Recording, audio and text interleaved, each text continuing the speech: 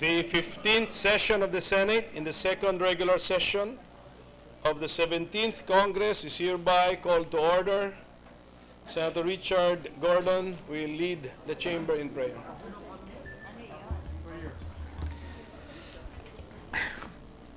Lord God, we come before you seeking deliverance for our country so we could gloriously weather the storms that hit us.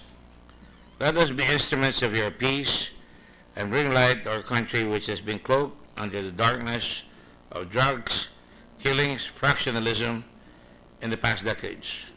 Liberate us from the sinister claws of corruption that has our country firmly ensconced in its clutches for so long. These we ask in the holy name of Jesus, our Lord and Redeemer. Amen. Amen. Secretary, please call the roll. The Honorable Senators Angara, Aquino, Binay, De Lima, Drilon, Ejercito, Escudero, Gatchalian, Gordon, Honasan, Monteveros, Lacson, Ligarda, Pacquiao, Pangilinan, Po, Recto, Soto, Trillanes, Villanueva, Villar, Zubiri, Senate President Pimentel. With 20 senators present, the chair declares the presence of a quorum.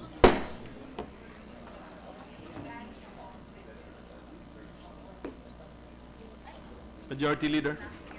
Mr. President, I move that we dispense with the reading of the Journal of the 14th Session, Tuesday, August 29, 2017, and consider the same as approved. There is a motion to dispense with the reading of the Journal of Tuesday, August 29, 2017, and to consider the same as approved. Any objection? Hearing none, the motion is approved. Thank you, Mr. President. We'd like to acknowledge visitors in the Senate. We have the University of the East Manila Senior High School students, and then visitors of Senator J.B. Ejercito, the local executives from Taal, Batangas, visitors of Senator Zubiri, Vice Governor Harold Imperial of Albay, and Vice Mayor Oscar Cristobal of Legazpi City. I'd like to welcome them to the Senate, Mr. President. Welcome to all of our guests. Mr. President, I move that we proceed with the reference of business. Any objection? Hearing none, motion is approved. The Secretary will now conduct the reference of business. Bills on first reading. 1568, an act promoting sustainable and alternative modes of transportation and other mobility options to improve air quality, increase efficiency, reduce congestion, and contribute to positive health impacts in our society. Senator Sani Angara. Referred to the Committees on Public Services and Environment and Natural Resources. 1569, an act creating a dental unit in every rural health unit under the Department of Health as part of the primary approach in the delivery of health services and providing funds. Therefore, Senator Sani Angara. To the Committees on Health and Demography and Finance. 1570, an act institutionalizing national integrated cancer control and appropriating funds. Therefore, Senator Sani Angara. To the Committees on Health and Demography and Finance. 1571, an act amending Article 83 of the Presidential Decree number 442, otherwise known as the Labor Code of the Philippines, as amended. Senator Joel Villanueva. The Committee on Labor, Employment and Human Resources Development. 1572, an act establishing the Philippine Space Development and Utilization Policy, providing funds therefore and for other purposes. Senator Soto III. To the Committees on Science and Technology and Finance. Resolutions. 477, resolution recognizing and congratulating the Philippine contingent for their outstanding performance in the 29th Southeast Asian Games held in Kuala Lumpur, Malaysia. Senator Joel Villanueva. To the Committee on Rules. 478, resolution honoring and commending the Metrobank Foundation outstanding Filipinos of 2017, Senators Lacson and Escudero. The Committee on Rules. 479, resolution commending the awardees of the 2017 Department of Science and Technology National Academy of Science and Technology awards for their exemplary and outstanding work in scientific research, technological application, and science administration, Senator Paulo Benigno Aquino IV. To the Committee on Rules. 480, resolution for the Senate of the Philippines to provide signed language interpreters in Senate sessions and committee hearings with the intention of improving information dissemination to persons with disabilities, particularly individuals with hearing impairment. Senator Malia Lourdes Nancy Binay. To the Committee on Rules. Additional reference of business. Resolution number 481, resolution expressing the sense of the Senate of the Philippines to support the appeal of President Rodrigo Roa Duterte to the government of the United States of America for the return of the bells of Balangiga that were taken as trophies of war by American military troops in 1901. Senator Aquilino Coco Pimentel III. To the Committee on Rules. Majority Leader. Mr. President, to speak on a matter of public interest, may we recognize Senator Antonio Trillanes IV. Senator Trillanes is recognized to speak on a matter of public interest.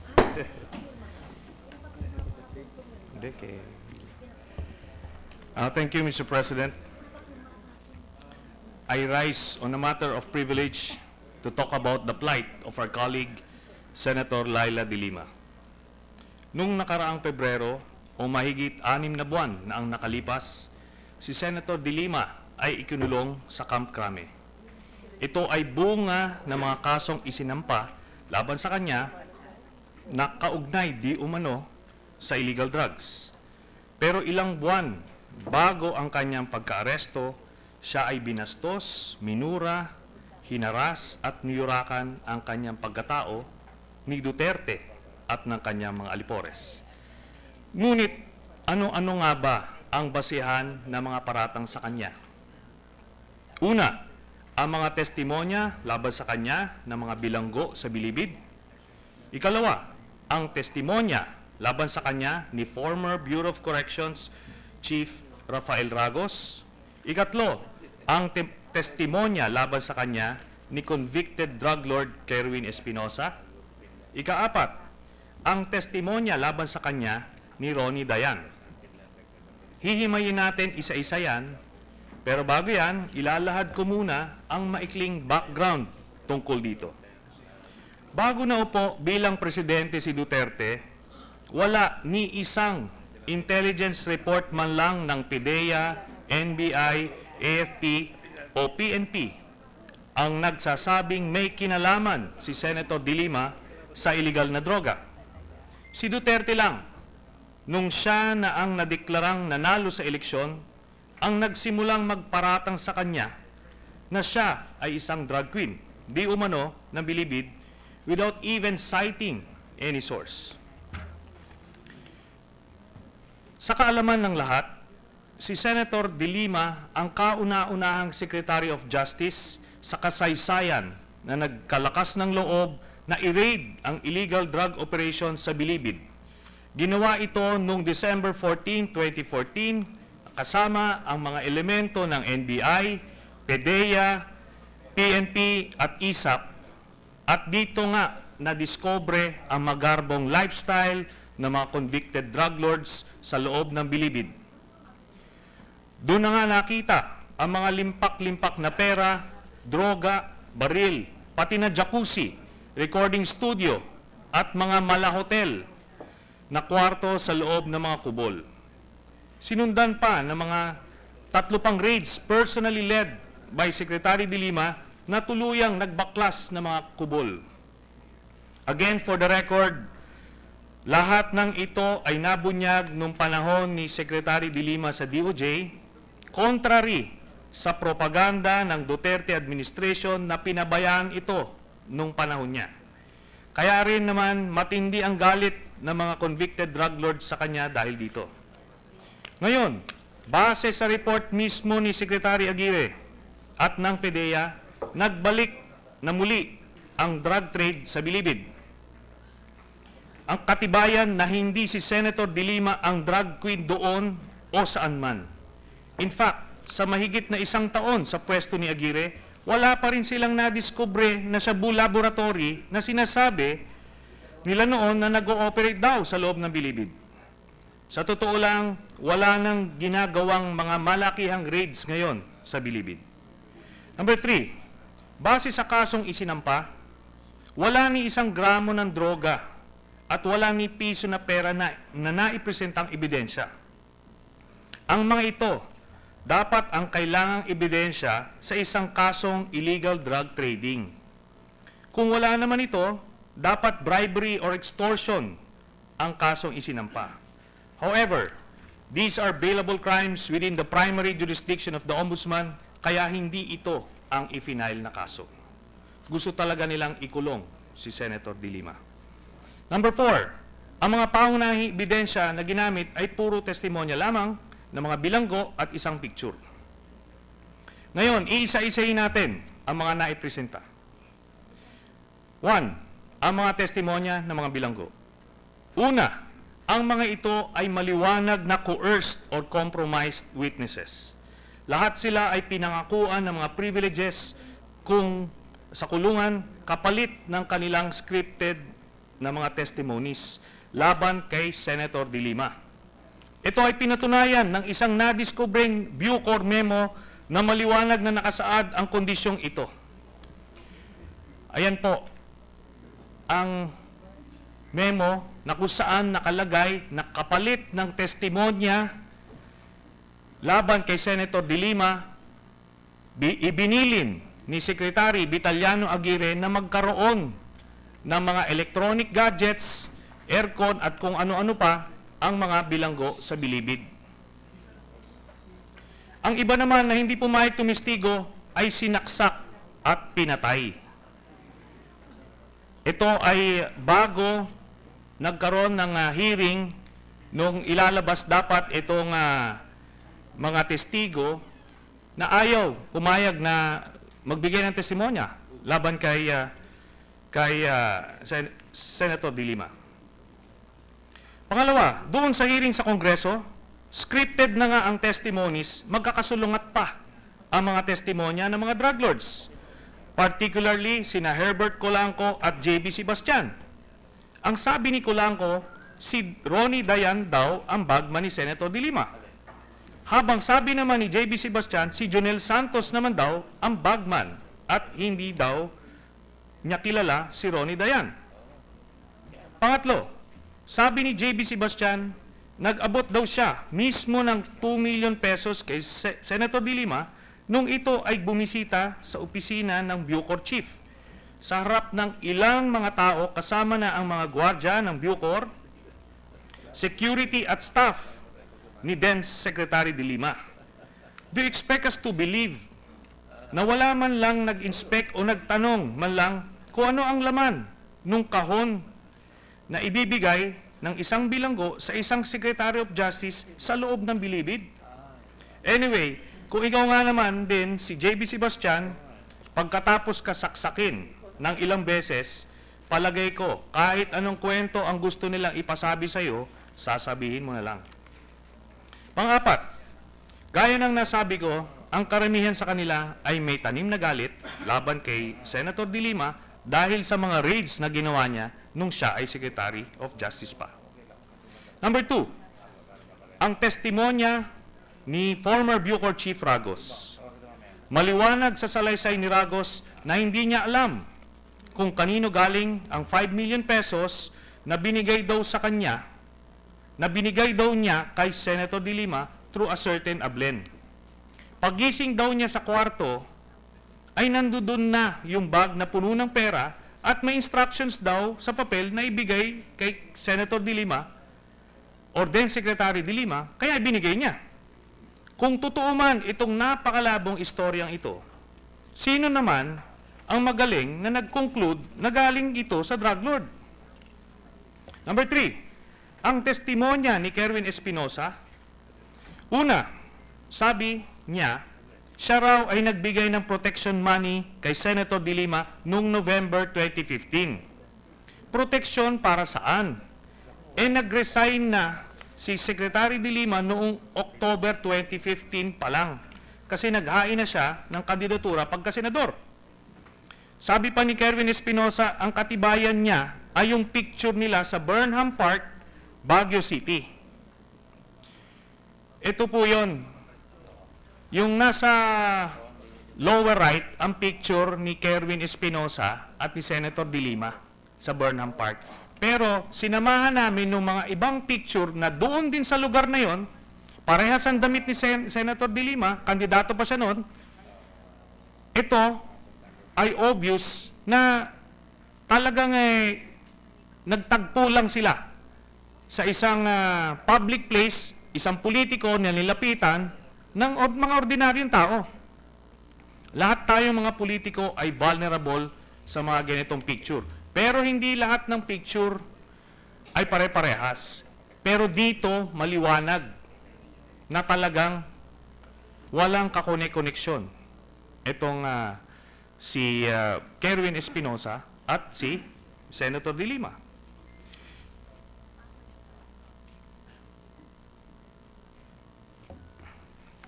Alam niyo po, walang politiko o kandidato ang magpapapicture sa isang drug lord kung kilala niyang drug lord ito.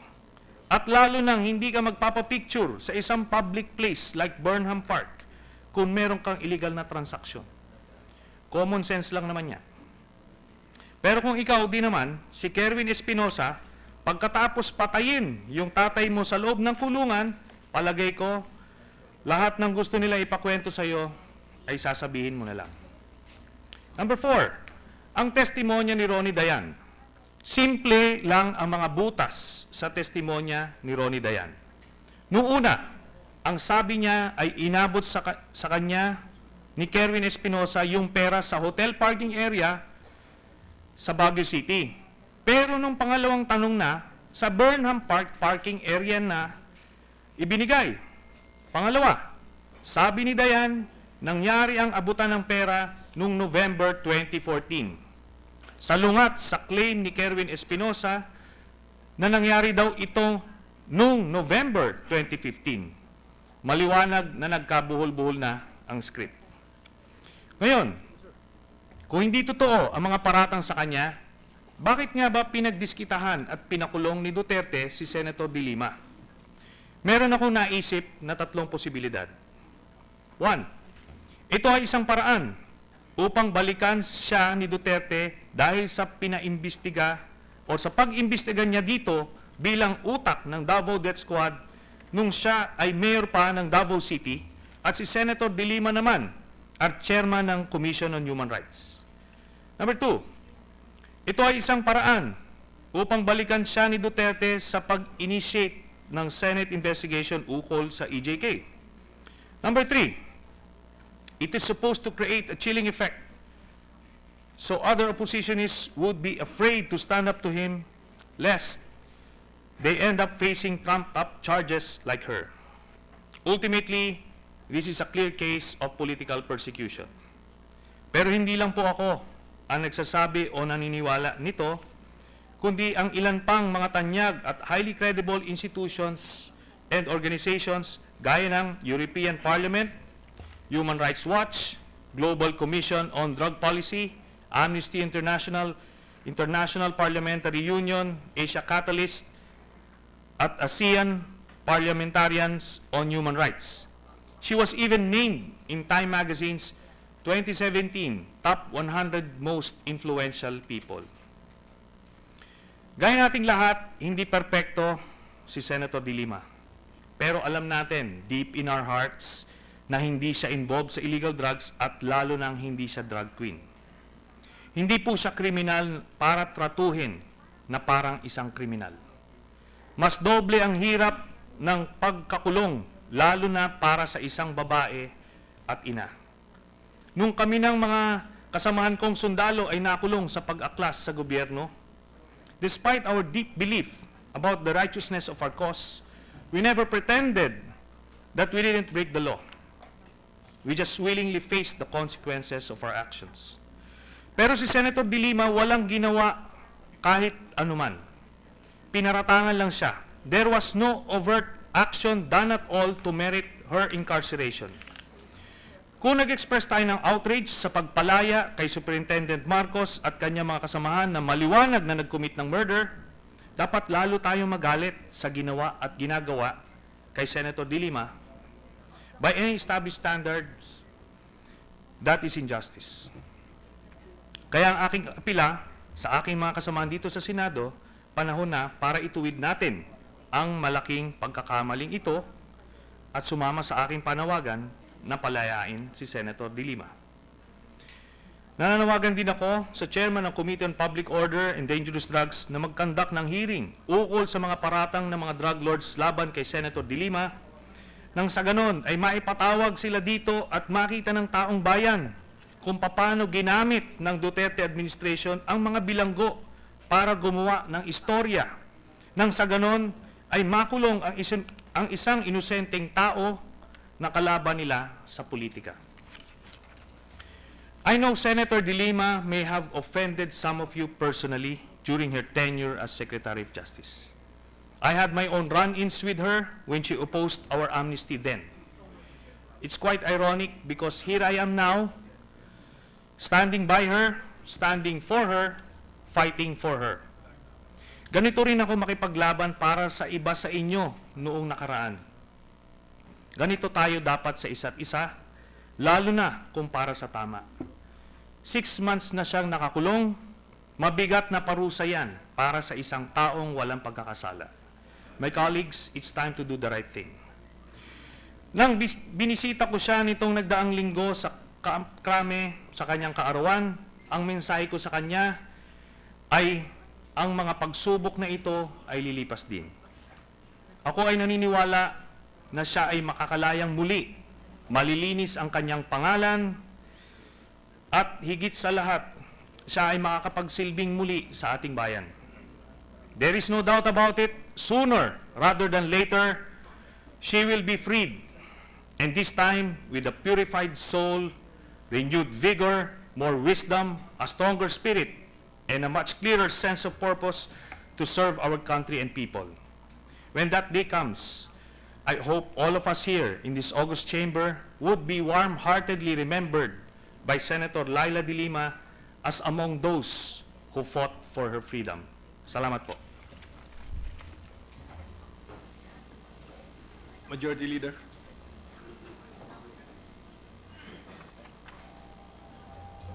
Mr. President,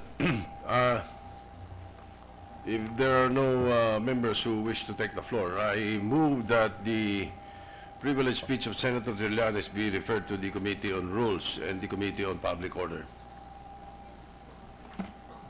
Any objection to the motion? Hearing none, the motion is approved. Thank you, Mr. President. Last week, Senator Ping Lacson, delivered a privileged speech on the issue of the Bureau of Customs, August 23, 2017. We did not refer the speech because the minority leader then was thinking of reading through or browsing through the speech again and perhaps interpolate. I was informed today that the minority leader will no longer interpolate, and therefore I move that the privileged speech of Senator Lacson be referred to the Committee on Accountability of Public Officers and Investigations. Is there any objection to the motion? This was the speech about the customs TARA system. Hearing none, the motion is approved. Thank you, Mr. President. Senator Francis Escudero, the chair of the Committee on Education, will sponsor 6 House bills pertaining to the establishments and conversion of local high schools in various parts of the country. And so, similar to what we did previously, the sponsor will deliver an omnibus sponsorship on the measures. However, for purposes of interpolations and second and third reading approvals, we will be taking it up one at a time. So, may I move that the body approve that particular action? Is there any objection to the procedure that the majority leader outlined? Usual. There being none, we will follow such a procedure. Thank you. Mr. President, I move to transfer from the calendar for ordinary business to the calendar for special orders the following House bills. House Bill 4598 under Committee Report 149, House Bill 5051 under Committee Report 150, House Bill 5183 under Committee Report 151, House Bill 4524 under Committee Report 152, House Bill 5052 under Committee Report 153, and House Bill 4599 under Committee Report 154. Move to transfer. Yes, there's a motion to transfer. Any objection? Hearing none, approved. Mr. President, I move to consider House Bills 4598, 5051, 5183, 4524, 5052, and 4599. Any objection? Hearing none, motion is approved. May we ask Secretary to read the short title of the measures? Secretary, please, concerning 6 bills. 4598, an act establishing a national technical vocational high school in Barangay Nasisi, City of Ligao. 5051, an act establishing a national science and mathematics high school in Barangay Hulong Dagat, City of Malabon. 5183, an act establishing a national high school in Barangay Hampangan, Municipality of Hilongos, Province of Leyte. 4524, an act converting the San Rafael National High School in the City of Navotas into a National Technical Vocational High School. 5052, an act establishing a National High School in Barangay Banahaw, City of Baybay, Province of Leyte. 4599, an act establishing a National High School in the City of Pagadian, Province of Zamboanga del Sur. Okay. Anim na yun? 6. Okay. Majority Leader, Mr. President, I move to suspend the session. session is suspended.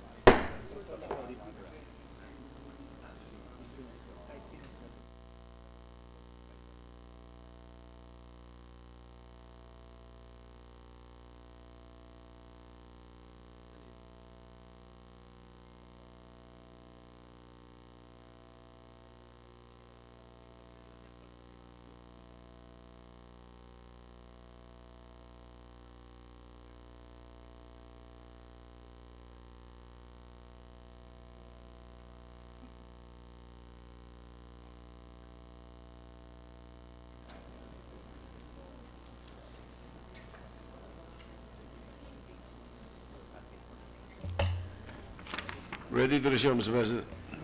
Session is resumed. Mr. President, apparently I was informed that there is a mix-up, so I move to suspend consideration of House Bill 4598, 5051, 5183, 4524, 5052, and 4599.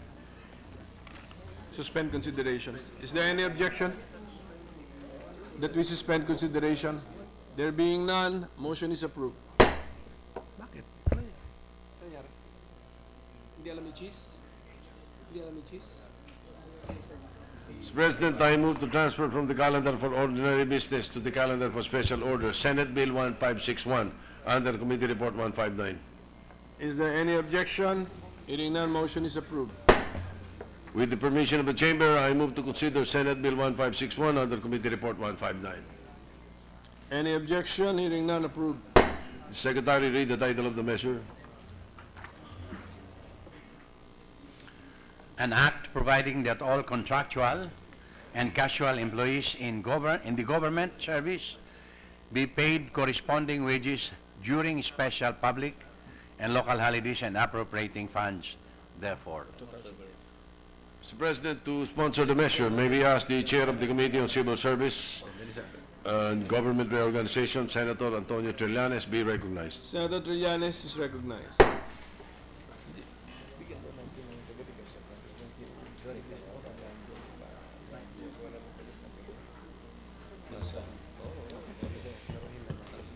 Thank you very much, Mr. President. Your Committee on Civil Service, Government Organization, and Professional Regulation hereby sponsors Senate Bill number 1561 under Committee Report number 159, otherwise known as an act providing casual and contractual government employees corresponding wages during special public and local holidays. Mr. President, Section 9, Article 2 of the 1987 Philippine Constitution states that the state shall promote a just and dynamic social order that will ensure the prosperity and independence of the nation and free the people from poverty through policies that provide adequate social services, promote full employment, a rising standard of living, and an improved quality of life for all. However, up until now, the rising cost of living, basic health care, and decent education still continue to be a burden to our government employees. All casual and contractual government employees work under the principle of no work, no pay basis. It is a sad truth that during non-working special public and local holidays, tenured employees are paid a full day's wage, but said marginalized government employees are deprived of the same privilege. This situation is most certainly unfair and unjust, considering that our casual and contractual government employees face the same problems and economic hardships as the regular employees. To help alleviate the plight of our casual and contractual employees in the government, we must extend any and all means of helping them, including providing them with the right to be paid their corresponding wages during special public and local holidays. This is one way of helping them endure the economic challenges brought about by the rising cost of living in the country. The amount necessary for the implementation of this act shall be sourced from the respective agencies where the concerned casual and contractual employees are employed.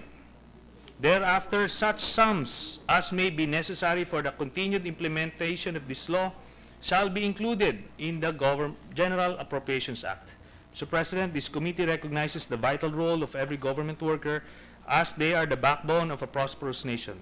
Hence, your committee is pushing for this measure, which would give them proper motivation and incentives in order to safeguard their right to an improved quality of life. In view of the foregoing, I hope that our colleagues will support the immediate passage of this measure. Thank you, Mr. President. Mr. President, to give time to the other senators to study the bill, I move to suspend consideration of Senate Bill 1561 under Committee Report 159. Is there any objection to suspend consideration? There being none, motion is approved. Mr. President, I move to transfer from the calendar for ordinary business to the calendar for special orders Senate Bill 1560 under Committee Report 158. Any objection? Hearing none, approved. Move to consider Senate Bill 1560 under Committee Report 158. Any objection? Hearing none, approved. May we ask Secretary to read the title of the measure? An act granting night shift differential pay to the What number again, Majority Leader? 1560. 1560, Mr. Secretary.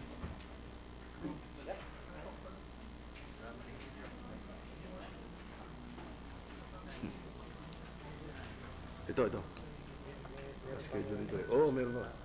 Night shift. 156. Volunteers. An act granting disaster service volunteers paid leave during period of disasters.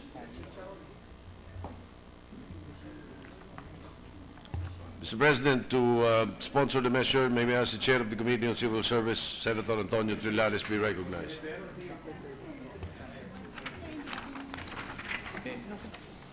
Senator Trillanes is recognized. Thank you, Mr. President.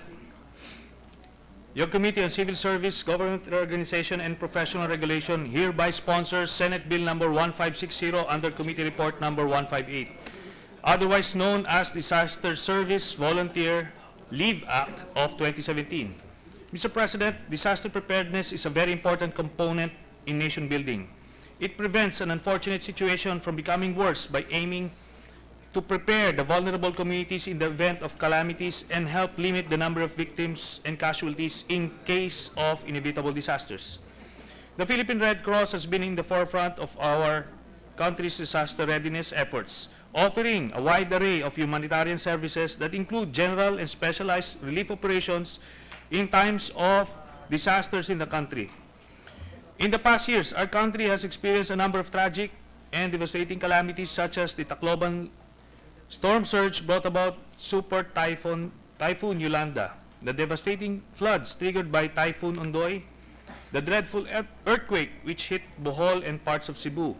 With the help of volunteers from PRC, among others, who willingly participate in disaster rescue operations, disaster relief, and emergency response, the plight of many of the victims of said tragedies have somehow been alleviated. In response to this commitment, dedication, and perseverance shown by PRC volunteers, it is timely and appropriate to come up with legislation granting paid leave credits for employees who choose to volunteer and devote their time to help our countrymen in times of disaster. Under this proposed measure, all public and private employees who are certified disaster service volunteers shall be granted leave from work with pay for up to an aggregate of 15 days, consecutively or non-consecutively, in any 12-month period in order to participate in specialized disaster relief services for the PRC. To be covered by this act, the employees' services and participation should be upon the request of the PRC and upon the approval of the employing office or agency. The covered employees shall be compensated by the employing office or agency at the regular rate of pay for regular working hours during which they are absent from work while performing volunteer work. They shall also not lose any seniority rights or accumulated vacation leave time, sick time, or earned overtime due to such leave.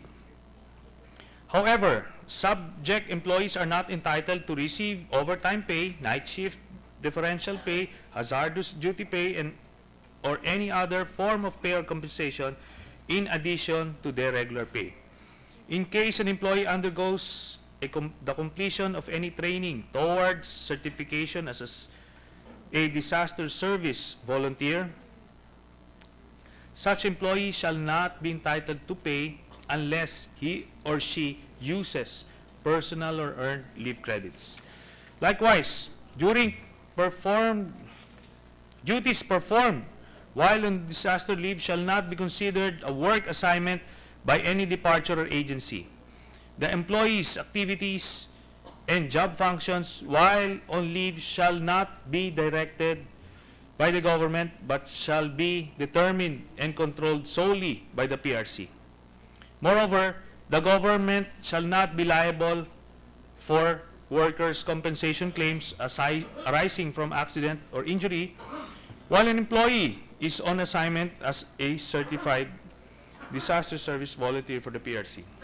The Civil Service Commission, in coordination with other concerned agencies such as the NDRRMC, the Philippine Red Cross, the Department of Labor and Employment, the Department of Interior and Local Government, shall promulgate and issue the appropriate rules and regulations in the implementation of this act. Mr. President, your committee earnestly believes that it is essential for the state to grant disaster service leave to employees who choose to volunteer in relief operations during times of calamities and disasters. Needless to state, our PRC volunteers who leave their homes and families behind in times of disasters and calamities for the noble purpose of helping and serving others at great peril to their own health and well-being deserve this simple benefit in exchange for their selfless dedication. It is also the hope of the committee that this grant, apart from serving as a small token of our appreciation for our PRC volunteers, would also encourage them, as well as others, to continue doing humanitarian work for our countrymen in times of calamities and disasters.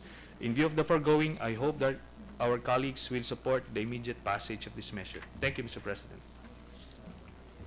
Thank you, Senator Trillanes. Majority Leader. President, to give time to the senators to study the proposed measure, I move to suspend consideration of Senate Bill 1560 under Committee Report 158. Is there any objection? There being none, motion is approved. With the permission of the body, I move to transfer from the calendar for ordinary business to the calendar for special orders. Senate Bill 1559 under Committee Report 157. Any objection? Hearing none, approved. Move to consider Senate Bill 1559 under Committee Report 157. Any objection? Hearing none, approved. May we ask Secretary to read the title of the measure? An act granting hazard pay to covered employees of the government and appropriating funds therefore. As President to sponsor the measure, may we ask the Chair of the Committee on Civil Service, Government Organizations, and Professional Regulation, Senator Antonio Trillanes, be recognized. Senator Trillanes recognized. Thank you, Mr. President. Your Committee on Civil Service, Governmental Organization, and Professional Regulation hereby sponsors Senate Bill number 1559 under Committee Report number 157, otherwise known as an act granting hazard pay to covered employees of the government. Mr. President, consistent with our aim to protect and promote the welfare of our public servants and boost their morale, this measure seeks to provide all covered employees and officials of the government an additional benefit, taking into account the nature of their work and their exposure to hazards or possible dangers pertaining to their positions. Under this measure, all employees and officials of the government, regardless of the nature of their appointment, shall be paid a hazard pay, particularly when stationed or assigned to work in or under the following circumstances: hazardous or less hazardous areas as may be declared as such by the Secretary of National Defense, difficult areas or hardship posts characterized by distance, inconvenience of travel due to bad roads and conditions of the terrain, isolation, inaccessibility, and extreme weather conditions, X-ray units, clinics, laboratories, sanitaria, leprosaria, observation posts, and other similar stations which offer risks to health and safety due to exposure to radiation, contagious diseases, and volcanic activity, institutions that tend or care for mentally deranged patients, places that are subject to depredation by criminal elements as those in prison reservations and penal colonies without adequate police protection, plants and installations of arsenal, aboard aircraft and watercraft in crossing bodies of water, and other similar work conditions which the Department of Budget and Management shall consider hazardous on the basis of exposure to environment, health, and social risks. Government employees receiving similar benefits under existing laws shall also be covered under this Act, provided that they shall only be entitled to one pay or benefit, either the hazard pay provided in this Act or the benefit provided under the said existing law, whichever is higher. The amount necessary for the initial implementation of this Act shall be sourced from the respective government agencies where the covered government officials employees are employed. Thereafter, such sums as may be necessary for its continued implementation shall be included in the General Appropriations Act. Mr. President, your committee believes that it is only fair and reasonable that the officials and employees of the government be provided with appropriate compensation for the risks they assume in connection with the performance of their duties. After all, it is the government's responsibility to protect and look after our government officials and employees whose lives are constantly at risk in order to serve our people. In view of the foregoing, I hope that our colleagues will support the immediate passage of this measure. Thank you, Mr. President. Mr. President, to give time to the senators to study the bill, I move to suspend consideration of Senate Bill 1559 under Committee Report 157. Any objection? Hearing none, approved. Mr. President, I move to transfer from the calendar for ordinary business to the calendar for special orders Senate Bill 1562 under Committee Report 160. Any objection? Hearing none, approved. I move to consider Senate Bill 1562 under Committee Report 160. Is there any objection? Hearing none, approved. May we ask Secretary to read the title of the measure? An act granting night shift differential pay to the government employees, including those in government-owned or controlled corporations, and appropriating funds therefore. Mr. President, to sponsor the measure, may I ask Chair of the Committee on Civil Service, Senator Antonio Trillanes, the fourth, be recognized. Senator Trillanes is recognized. Thank you, Mr. President. Your Committee on Civil Service, Government Reorganization, and Professional Regulation hereby sponsors Senate Bill number 1562 under Committee Report number 160, otherwise known as an act granting night shift differential pay to government employees, including employees of government-owned and controlled corporations. Mr. President, it is a universally recognized fact that the normal work is performed during the day and the work done at night is exceptional and is justified only on grounds of inevitable necessity. Generally, government employees work for 8 hours a day between 8 a.m. to 5 p.m. Services rendered beyond the 8-hour work schedule are paid overtime pay in accordance with existing laws. However, there are government employees whose regular working hours fall between 10 p.m. to 6 a.m. of the next day. In a sense, work at night is more strenuous and more taxing than work done during the day. Hygienic, medical, moral, cultural, and socio-biological reasons, moreover, show that night work entails various inconveniences as well as health risks. It is in this light that your committee seeks to provide minimum or seeks to provide premium pay for government employees who work late at night and until the wee hours of the morning when they are supposed to be asleep. Under this proposed measure, a night shift differential pay at a rate not exceeding 20% of the hourly rate of an employee shall be given to government employees, including those in government-owned and controlled corporations, regardless of the nature of their employment, whether permanent, contractual, temporary, or casual. This shall be in addition to and shall not in any way diminish the existing benefits and allowances being presently given to them. Not covered by this measure are government personnel such as public health workers who were given night shift differential pay under RA number 7305 and government employees whose services are required or are on call 24 hours a day, such as the uniformed personnel of the AFP, PNP, BJMP, BFP, due to inconsistent working hours and different salary rate. The Civil Service Commission, in coordination with the Department of Budget and Management, shall promulgate the necessary rules and regulations of this measure. Moreover, the amount necessary for the implementation of this measure shall be funded as follows. For national government entities, the initial amount shall be charged from the savings generated from the different departments, bureaus, offices, and agencies. For local government units, the amount shall be charged against the respective funds. And for government-owned and controlled corporations or their subsidiaries, the amount shall come from the respective corporate funds.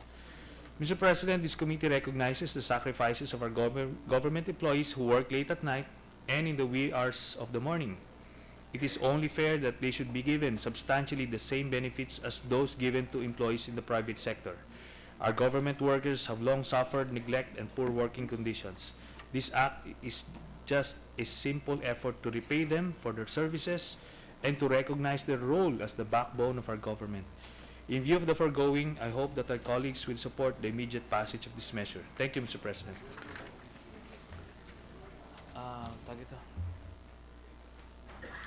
Majority Leader.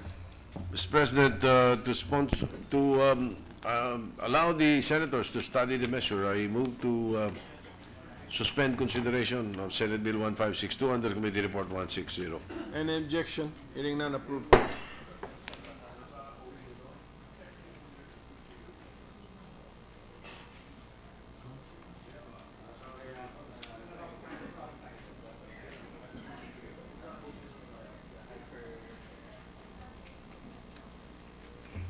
Mr. President, I move that we have a second additional reference of business. Any objection? Hearing none, approved. Secretary, please conduct the second additional reference of business. Bill on first reading, 1573, An act institutionalizing an emergency medical services system, providing for the establishment, supervision, and regulation of emergency medical services profession, and appropriating funds therefore. Senator Sani Angara. To the referred to the Committees on Health and Demography, Local Government and Finance. Committee report.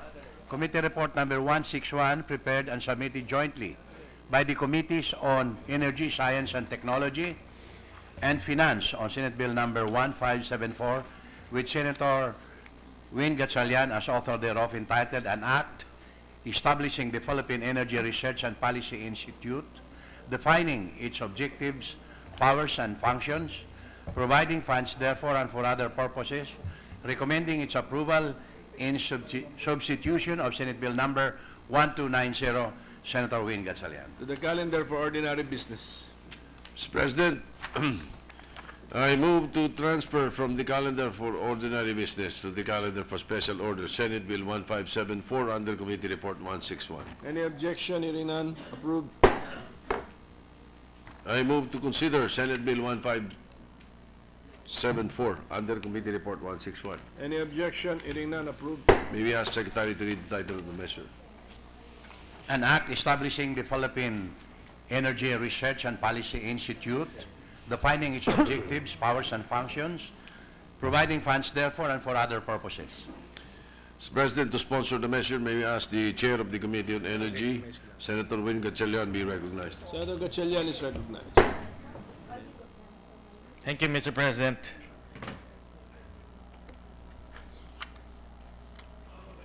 Maiksi lang.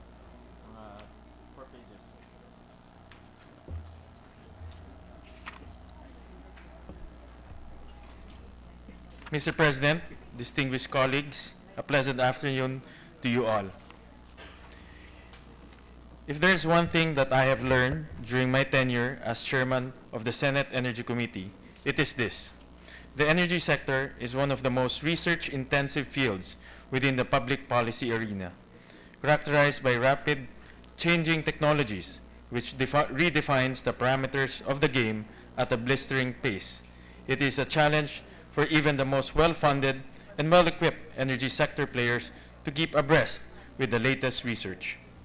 This challenge is even more burdensome for Philippine energy stakeholders who suffer from severe limitation in research capacity and technical know-how. Mr. President, the bill I am sponsoring today, Senate Bill number 1574, seeks to address these limitations by establishing an institution which will bridge research and policy gaps in the Philippine energy sector to foster greater energy security, equity, and sustainability within our archipelago.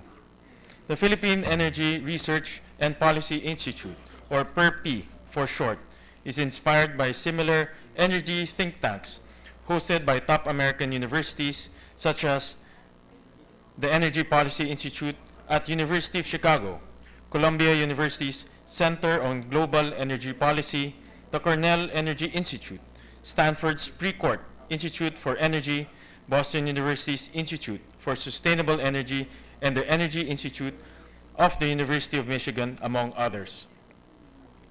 Currently, there is no one government entity providing all the services envisioned to be provided by PERP. We envision the PERP to stand at the forefront of Philippine energy research and policy development as an institution solely devoted to these pursuits. Attached to the prestigious University of the Philippines, Diliman, PERP will serve as an independent body which will undertake multidisciplinary research, explore and develop cutting-edge technologies, and provide autonomous policy output for the benefit of private and public energy players alike. Essentially, PERP will be a think tank, a laboratory, an innovation incubator, and aspiring partner of the government's energy policy apparatus, all in one. As a publicly funded institute, PERP will be charged with ensuring that the results of its energy, research, and policy development activities are used to craft energy sector reforms for the benefit of the national economy and the lives of the Filipino people. To achieve the worthy motivations of this establishment, PERPI will exercise the following functions. A. Conduct research and development on energy, public policy issues in energy markets, and other pressing issues and problems, all backed by rigorous empirical evidence. B. Establish research and policy development programs and capacity building trainings on energy. Letter C. Provide common research support facilities while maximizing the utilization of its expert support staff. Letter D. Enhance the master's and doctoral pool of researchers and faculty in the field of energy. E. Establish local and foreign linkages in energy research and policy development. And lastly, letter F. Serve as the repository of all energy-related research and studies to be generated by the Institute, as well as academic, public, and private groups, organizations, and institutions. Mr. President, the functions of the Institute will be carried out by an illustrious team of seasoned academicians and energy sector professionals under the direction of the Executive Director, who will be a recognized expert in energy policy and research development. Further guidance will be given by the Advisory Council, composed of senior academic leaders from the university faculty.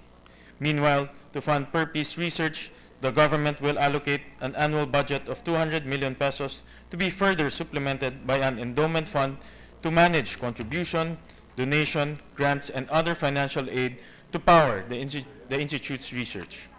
Mr. President, it is my sincere belief that the development of a stable, affordable, and sustainable energy supply will be critical to meeting the country's ambitious long-term socio-economic goals. The research output of the Philippine Energy Research and Policy Institute, in turn, will be essential to turning this vision into a reality. With this in mind, Mr. President, distinguished peers, I urge you to support the passage of this legislation. Thank you, Mr. President. Mr. President, I move to suspend consideration of Senate Bill 1574 under Committee Report 161. Any objection? Hearing none, approved.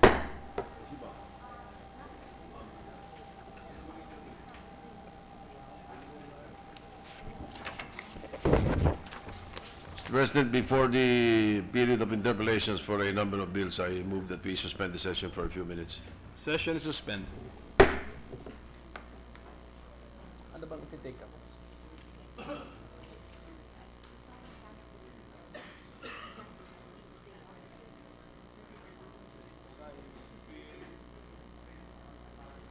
Balik scientist. 153. Wala na start.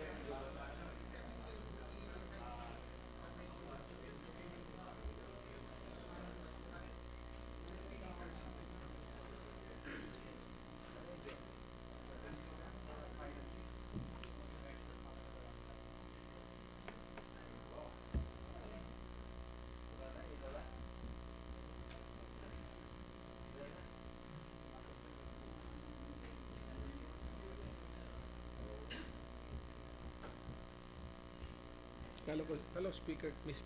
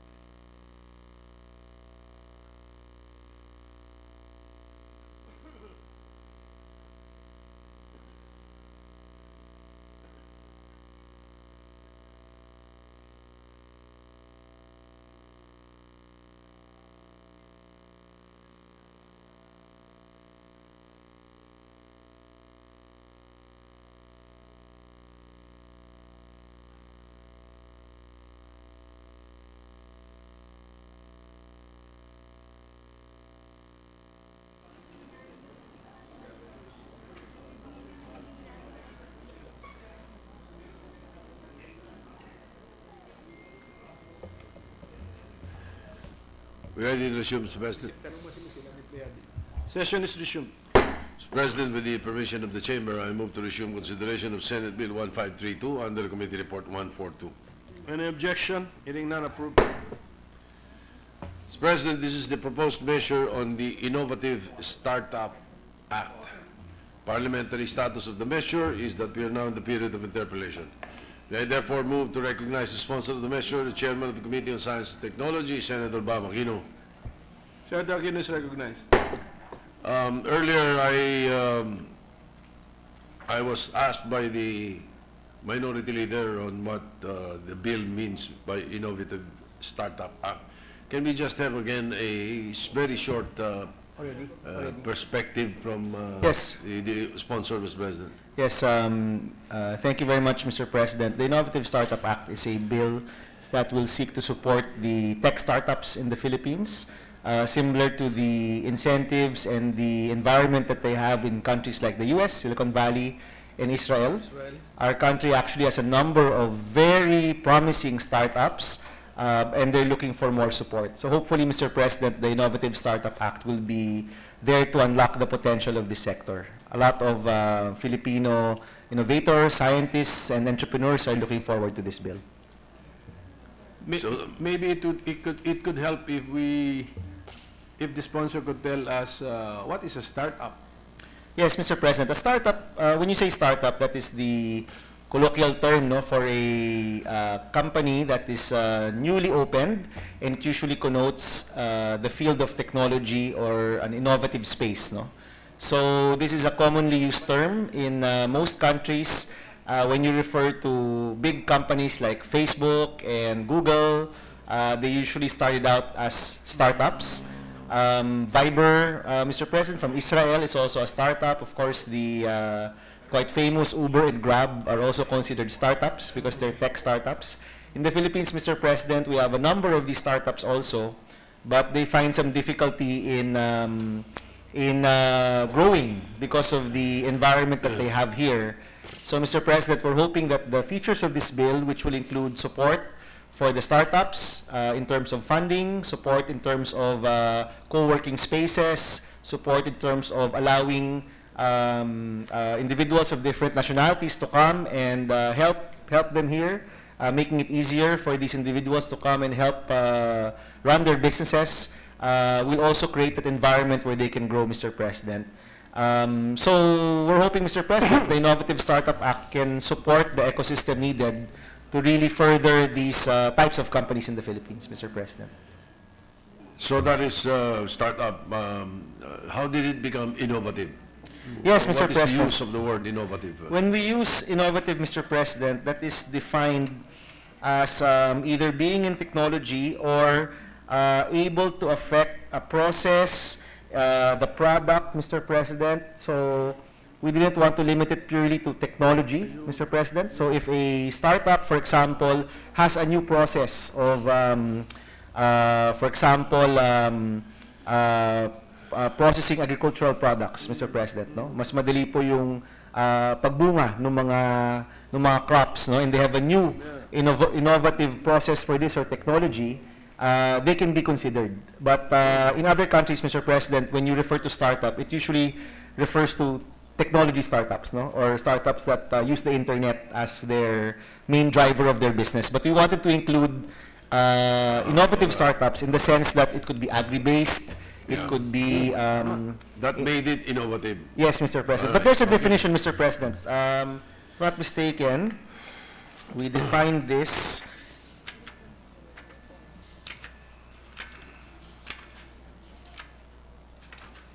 Here, Mr. President. The innovative product, process, or business model is the primary...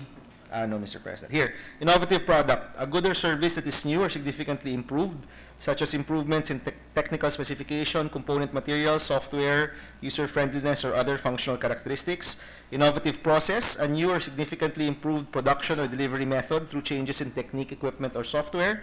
Innovative business model, which is a new organizational method in business practices, workplace organization, or external relations. So we have definitions, Mr. President, of innovative products, innovative processes, and innovative business models which an innovative startup can partake or use. So it is clearly defined in the bill, Mr. President.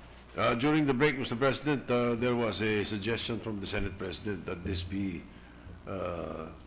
located or started. Yes, I'm sure some areas. I'm sure the measure encourages Filipino and foreign Yes, Mr. President. entrepreneurs to locate here in the Philippines. So maybe a PESA type of organization where they are concentrated in certain locations should be pursued if possible, Mrs. Sponsor. Yes, Mr. President. In the period of amendments, we would be happy to include a provision where these areas where startups are located could be designated by PESA. So they can also enjoy the benefits of the PESA zones, Mr. President. Well, thank So you. if some people consider, for example, Israel as a startup nation, then maybe a certain city can be considered a startup city. Yes, Mr. A certain President. municipality, the startup capital of the Philippines, etc. Yes, Like Mr. that. President. In fact, right now, the startups in Cebu, in Cagayan de Oro, Davao, and here in Metro Manila, Mr. President, they're a good community, Mr. President. So there are multiple areas which can be utilized to spur this environment further, Mr. President. All right. Thank you, Mr. President. We thank the sponsor. So with that, we will await the proposed amendment of the sponsor at the proper time. In the meantime, I move to terminate the period of interpellation on Senate Bill 1532. Any objection? Hearing none, motion is approved. Thank you, Mr. President. Thank you. I move to suspend consideration of Senate Bill 1532. Any objection? Hearing none, approved. Mr. President, I move to resume consideration of Senate Bill 1533 under Committee Report 143. Any objection? Hearing none, approved. Mr. President, this is the proposed measure on the Balik Scientist Act. The parliamentary status of the measure is that we're in the period of interpellation. May therefore move to recognize again the sponsor, the chairman of the Committee on Science and Technology, Senator Balangiga. The sponsor, Senator Aquino, is recognized. Yes, Mr. President. Mr. President, for the record, let me just state that this one, the previous bill, and the succeeding bill, which is the Magna Carta for Scientists, are all supported by the DOST. In fact, Secretary Boy de la Peña is here in the gallery, Mr. President, to show his support for these initiatives. Welcome to our Science Secretary. Thank you. Mr. President, there are no more reservations for interpellation. So I move to close the period of interpellation on Senate Bill 1533. Any objection? Hearing none, approved. Mr. President, I move to suspend consideration of Senate Bill 1533 under Committee Report 143, unless the committee amendments or there are committee amendments. Mr. President, Perhaps. maybe we'll provide committee amendments Right. in the succeeding week, Mr. So in President. the meantime, I move to suspend Any consideration. objection? Hearing none, approved.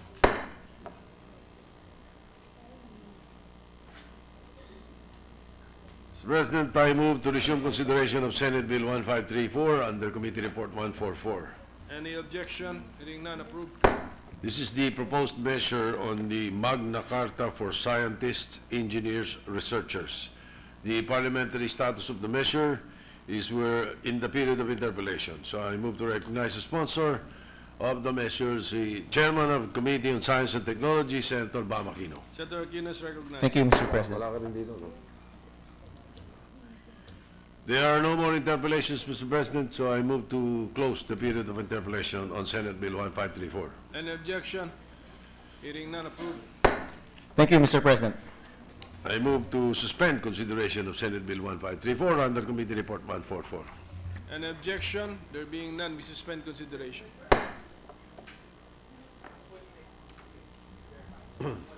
Thank you, Mr. President. I move to resume consideration of Senate Bill 1477 under Committee Report 115. Any objection? Hearing none, approved. This is the proposed measure on the Positive Discipline of Children Act of 2017. And the parliamentary status of the measure is that we are in the period of interpellation. So I move to recognize the sponsor, Chairman of the Committee on Women, Children, Family Relations, and Gender Equality, Senator Rizal Teveros, and to interpellate yours truly, the Majority Leader, Mr. President. Senator Ontiveros as sponsor is recognized, and to interpolate, Senator Soto.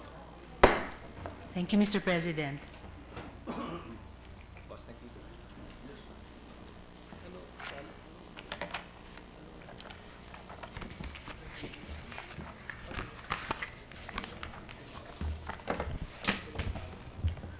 Thank you, Mr. President. Will the distinguished sponsor favor us with some answers to some questions we would like to be enlightened on? Very gladly, Mr. President. Thank you, Mr. President. For the record, and at the outset, I would like to place on record that I am very supportive of the measure, Thank you, Mr. President. although we want it more clarified. You see, I was a product of a school that had strong disciplinary measures.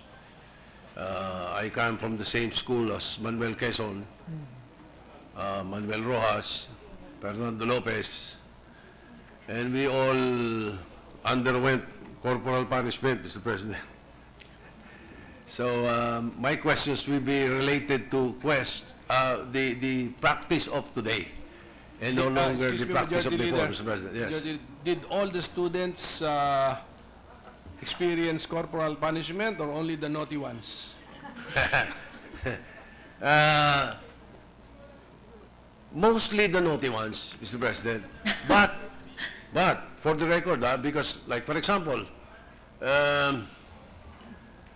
if I am caught without my homework and being very talkative in school, I would be asked to kneel down in front of the class, sometimes carrying my chair on top of my head. That is one of the punishments that we encountered. And then also, if your uniform is not proper, sometimes you are asked to stay beside the flagpole the whole morning under the sun.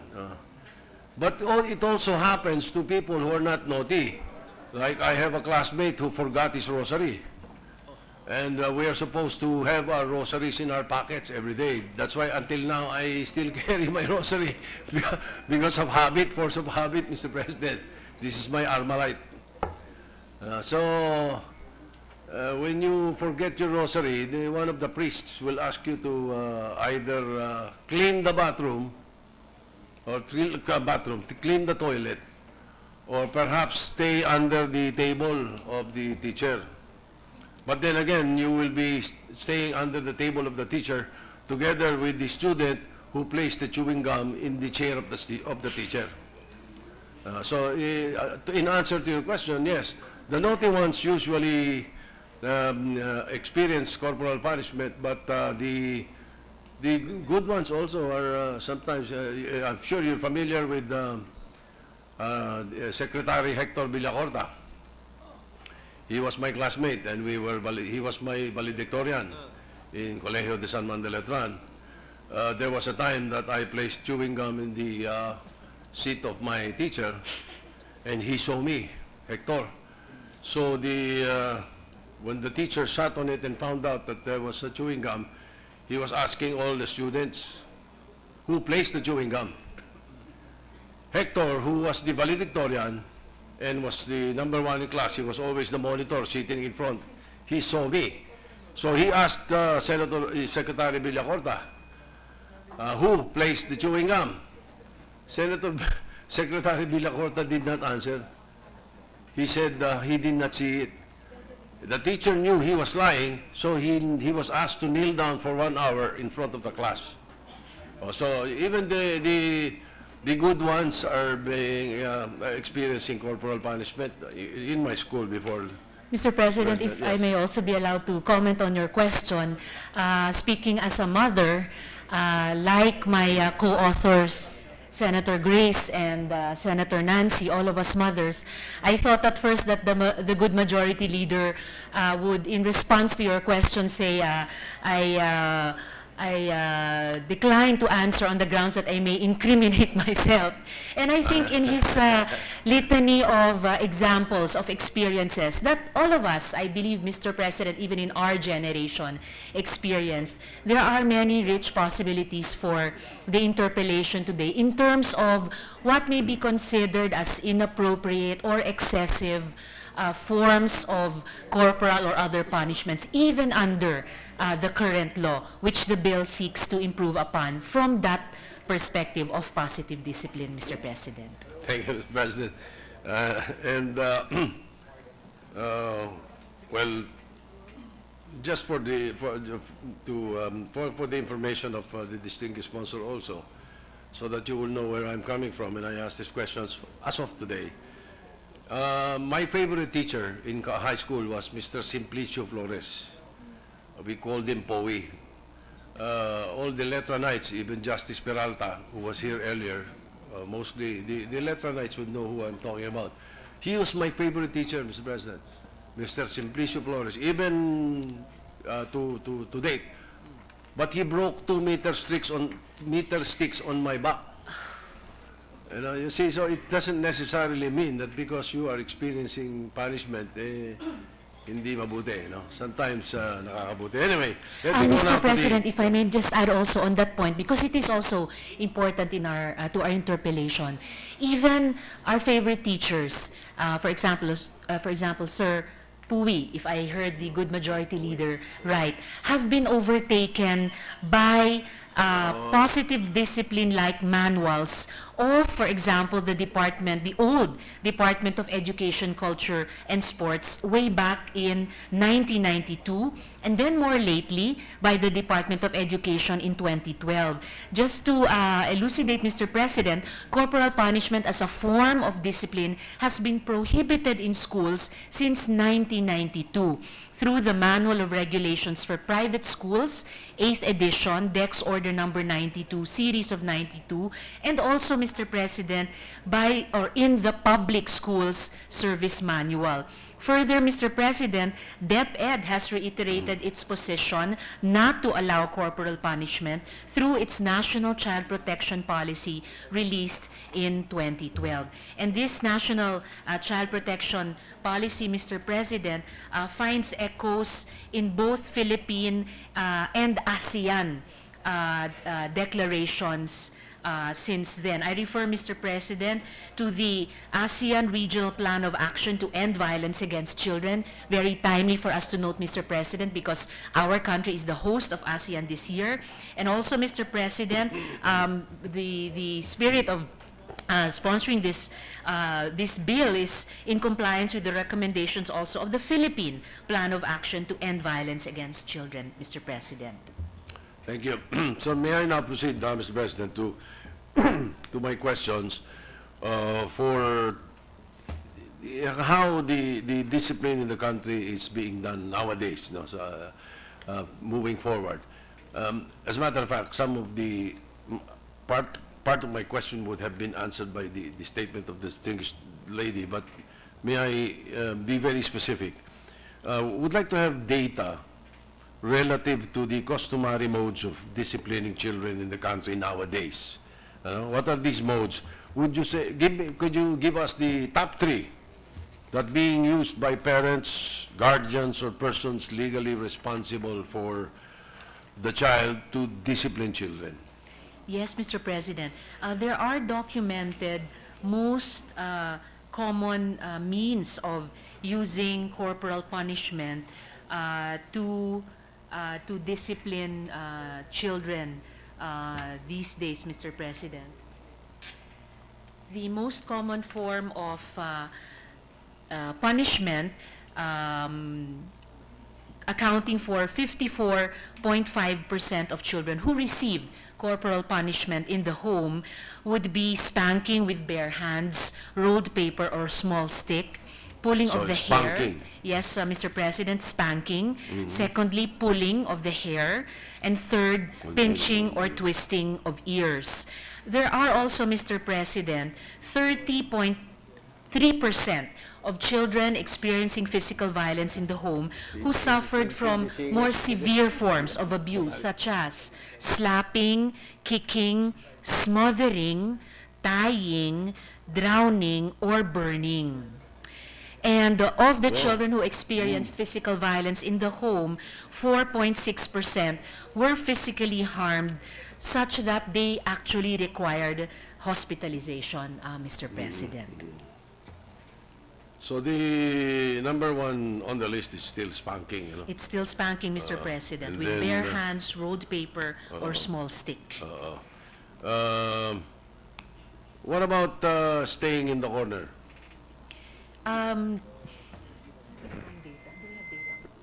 Do you consider that We have as data on staying in the punishment. corner, Mr. President.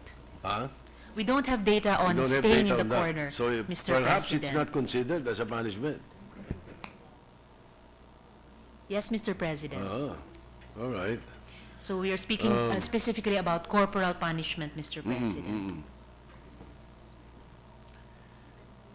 However, Well, Mr. President, and this could be further discussed with the good gentleman in our interpellation, there are also 3 in 5 children who experience psychological violence. And the most common forms of psychological violence would be verbal abuse and threats of abandonment. And these, Mr. President, are experienced in the child's own home and school. Yung pinapalayas.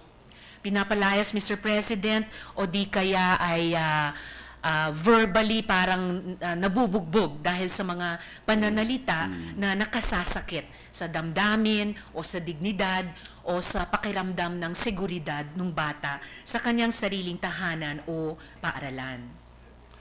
Speaking of percentages, what percentage of parents, guardians, or persons legally responsible for a child resort to corporal punishment as a means of disciplining children? According to the Pulse Asia survey, Mr. President, of 2011, 2 in 3 parents say that they use corporal punishment. 2 in 3? Opo, 2 out of 3, 2/3, Mr. President, or about 66%, say that they use corporal punishment to discipline their children aged 0 to 16 years.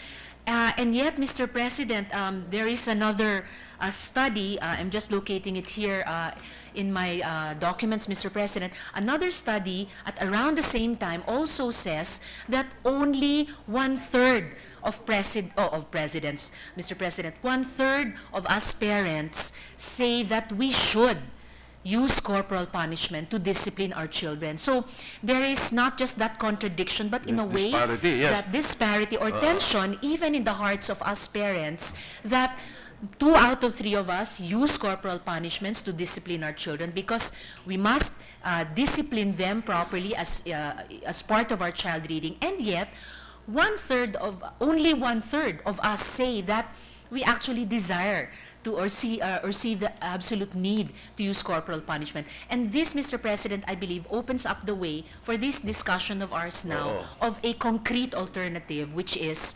positive discipline, Mr. President. Pagka mainit na ulo o nagalit na, doon lumalabas yun. Maaring, Pero pagka nag-iisip, sinasabi na hindi dapat. Yes, Mr. President. Actually, Mr. President, what the good gentleman has just said goes to the heart of this positive discipline bill because it seeks to promote standards of child rearing in support of the primary role of the parent in child rearing, including discipline, basing it on our increased understanding over the past many years of child psychology and child development, understanding where at different stages of his or her development the child's good or not or bad behavior is coming from, and seeking to correctly discipline the child based on this understanding. So the bill seeks to uphold the rights of the parents to rear and discipline our children, uphold as well the protection of most vulnerable sectors in our society, including children, and propose proactively a very concrete means of raising, including disciplining our children using positive discipline. I'd like also, Mr. President, at this point to cite, yes, so here is the source of what I said earlier to the good gentleman, that only 1/3 of respondents believe in the need to use corporal punishment. This, Mr. President, was a very recent 2016 government study, the National Baseline Study on Violence Against Children. And it was important that they pointed out this finding to us, Mr. President, because excuse me, this national baseline study found that the use of corporal punishment was actually the main driver for violence against children. And so that probably explains why only 1/3 of the respondents believed in the need to use corporal punishment, and 2/3, but 2/3 of parents still find ourselves, yes, Mr. President, in that situation, but are uneasy, of course, uneasy about this link between corporal punishment and violence against children, Mr. President. So if the distinguished sponsor would has said, based on her stats, that 66% of parents or guardians use corporal punishment disciplining their children. As of now, that yes, means Mr. President, as of now, 2011. 34% therefore use positive and non-violent discipline.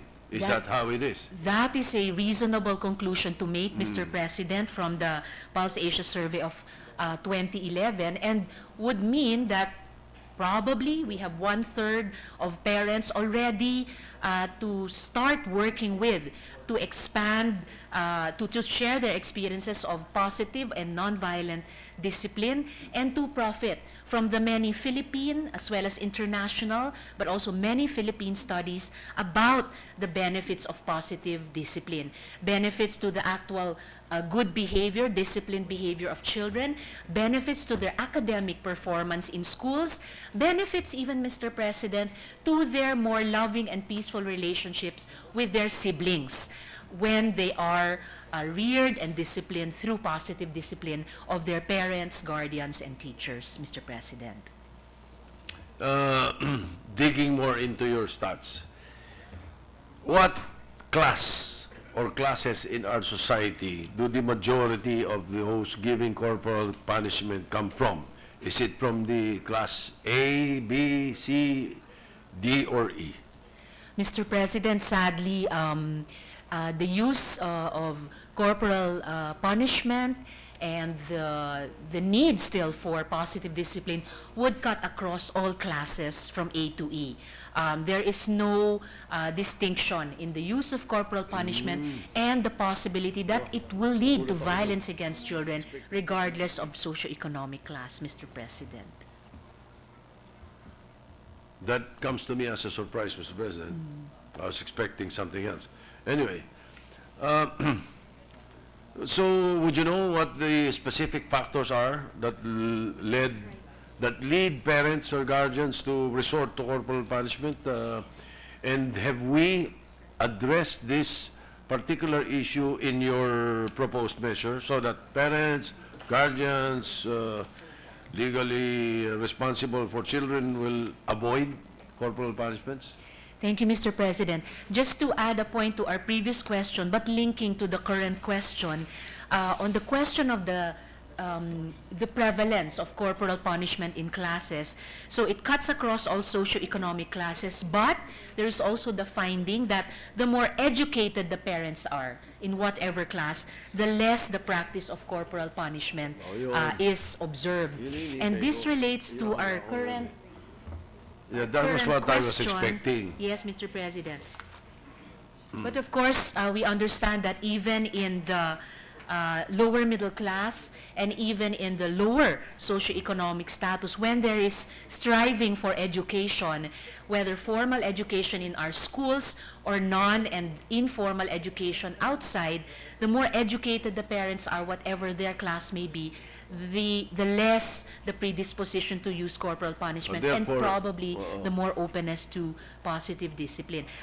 Regarding the drivers or the sources of use of capital, or rather of corporal punishment in homes or schools, I mentioned, Mr. President, earlier I would like to add here, Mr. President, the inability to control, yes, stress and anger, and the lack of information on other ways of discipline. This is related to, Mr. President, to what I mentioned earlier, that when we parents use corporal punishment to discipline our children, we often express that it hurts not only our child, but it also hurts us. And then the earlier statistics that the good gentleman and I discussed about only 1/3 believing in corporal punishment, despite 2/3 of us using corporal punishment as of 2011. This would substantiate that one of the drivers is the lack of information on alternative ways of child rearing and effective disciplining. And then I would like to confirm what the good gentleman mentioned earlier, also the inability of controlling stress and anger. At yung sinabi din po ng good gentleman na kapag umiinit na ang ulo natin, mas posibleng gumamit tayo ng corporal punishment. Pero kapag nag-iisip po tayo, then nabubuksan natin ang ating kalooban at ang ating child rearing practices sa mga alternatibo, tulad na nga po nitong positive discipline, Mr. President. All right.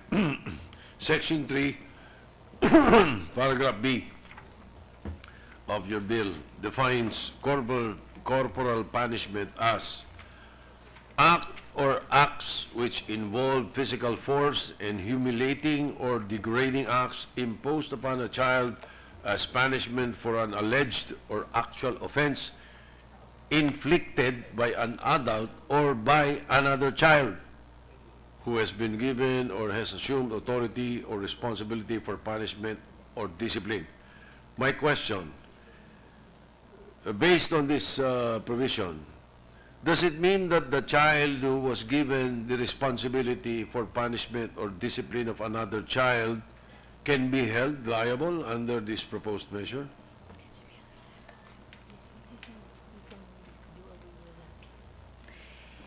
In principle, Mr. President, yes, this other child, presumably an older child such as an ate or a kuya or an older immediate family member or relative, could be held liable. But the main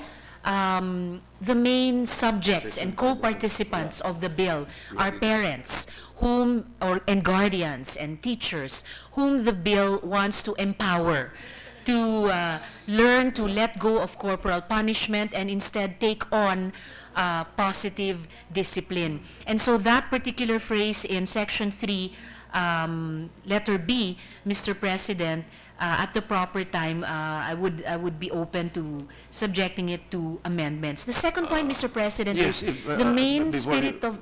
go ahead, thank you, Mr. President. The main spirit of the bill is not punitive. It is empowering. And I was earlier discussing this also with another advocate.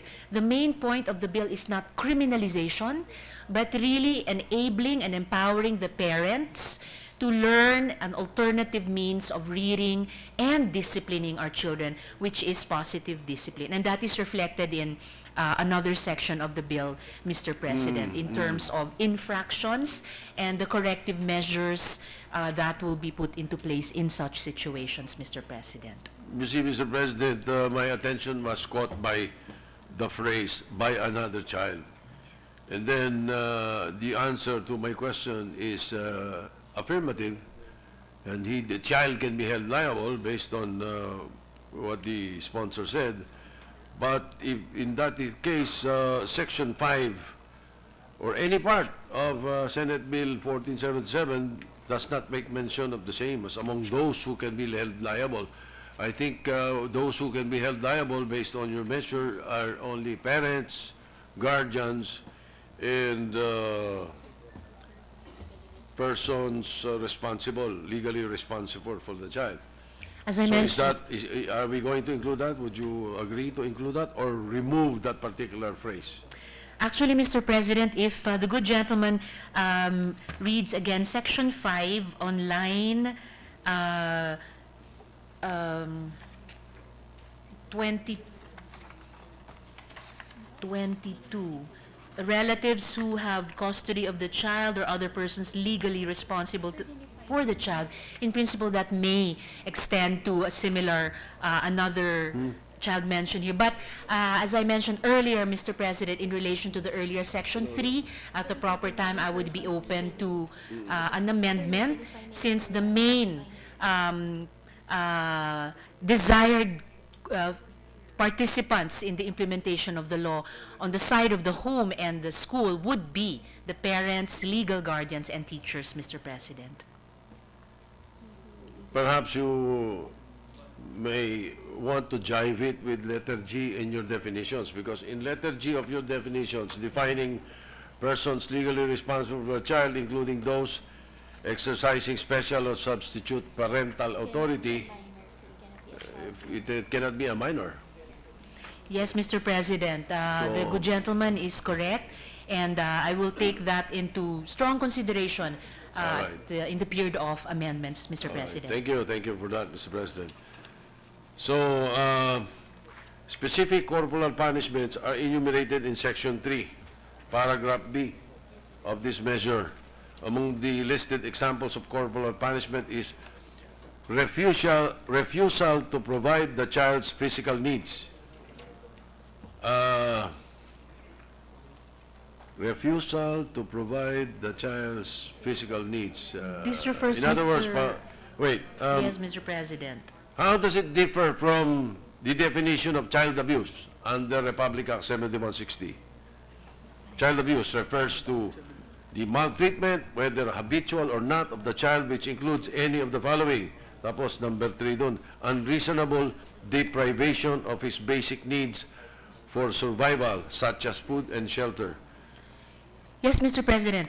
The Section 3, letter B, corporal punishment, number 4, refusal to provide the child's physical needs, refers to deprivation of basic needs like food, and we have actual cases of this already, Mr. President. Deprivation of food, deprivation of ability to change into clean clothes, locking out of the house, being cut off from communication with their siblings. Very painful, documented examples of corporal punishment, Mr. President, done within the context of disciplining and taking the form of this kind of withholding of the child's physical needs, Mr. President. Kasi, Mr. President, I'm concerned about the inclusions of a child's physical needs. You know, is the definition of the term physical needs subjective? Kasi doon sa Republic Act 7610, maliwanag, no? That the law ensures that is the basic needs of a child is be met. Okay, now, in the definition of term physical needs, is it subjective? Meaning, will it depend, won't it depend on the parents or the guardian's financial capacity? Like, for example, giving the favorite, sino ba yung paborito rito sa ating member na sila? Instant noodles. Giving instant noodles to children every day because that is the only food that the parents can afford. We all know that instant noodles could increase the risk of metabolic syndrome given its high sodium, unhealthy saturated fat, and glycemic loads. So letting the child eat instant noodles might bring their children to harm. Can the parents of these children be held liable under this proposed bill? Eh, yun lang ang kaya nila yung ipakain sa anak. No, Mr. President. As the good gentleman was asking earlier, corporal punishment is child abuse, as explained in the cited Republic Act. But in this bill, corporal punishment is child abuse done in the context of discipline. For Right. example, to withhold dinner, whatever it may be, no matter how simple or no matter how many courses, withholding that dinner from the child as a punishment. So malinaw yan, refusal Malinaw to po, provide. Mr. Ano? President. Hindi yung walang ibigay. Hindi po. So, kasi yung mga pilosopo terko, pwedeng gamitin.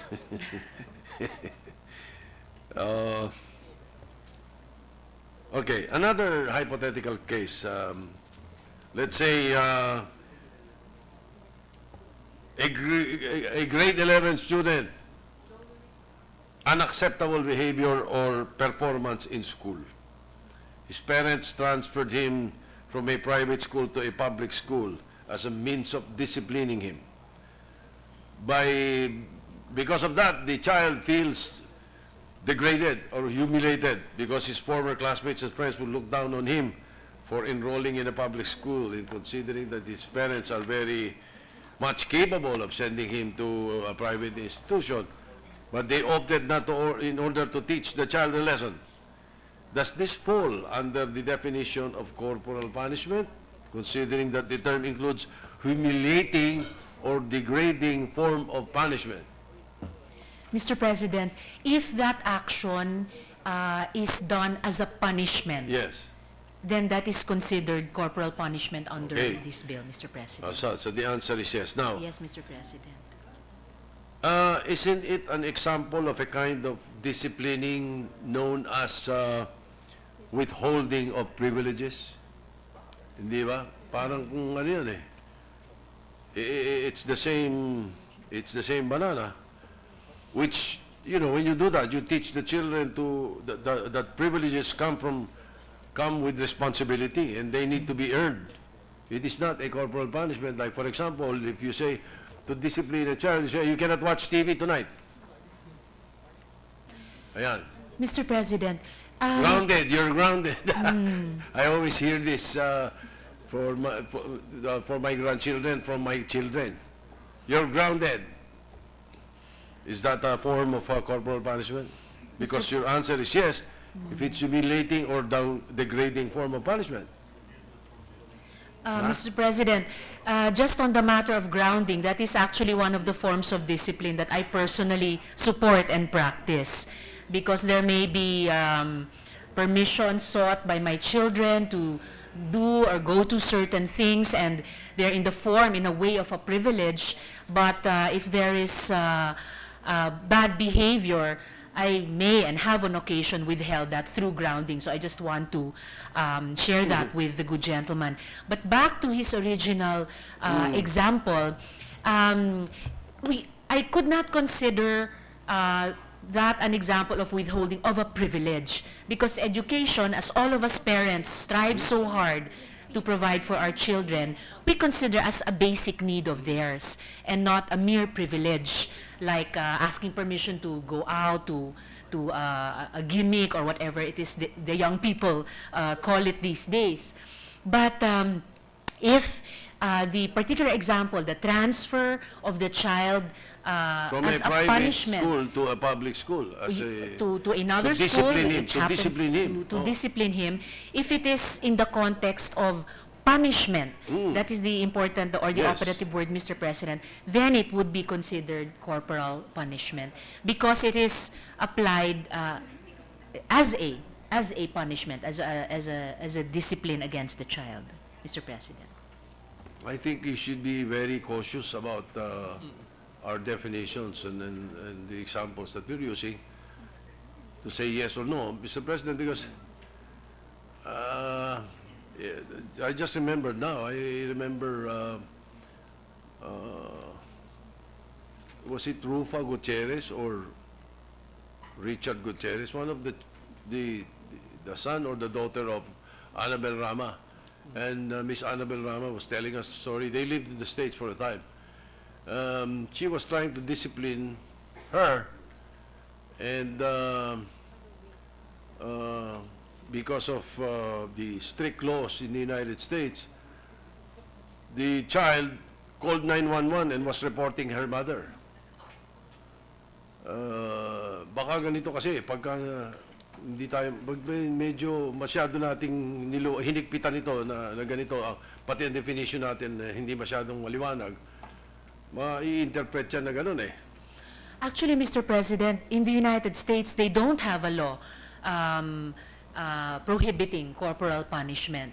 And may I stress that there may be a thin line, but a very real line between disciplining a child dispassionately with all the love, not in anger, and punishing.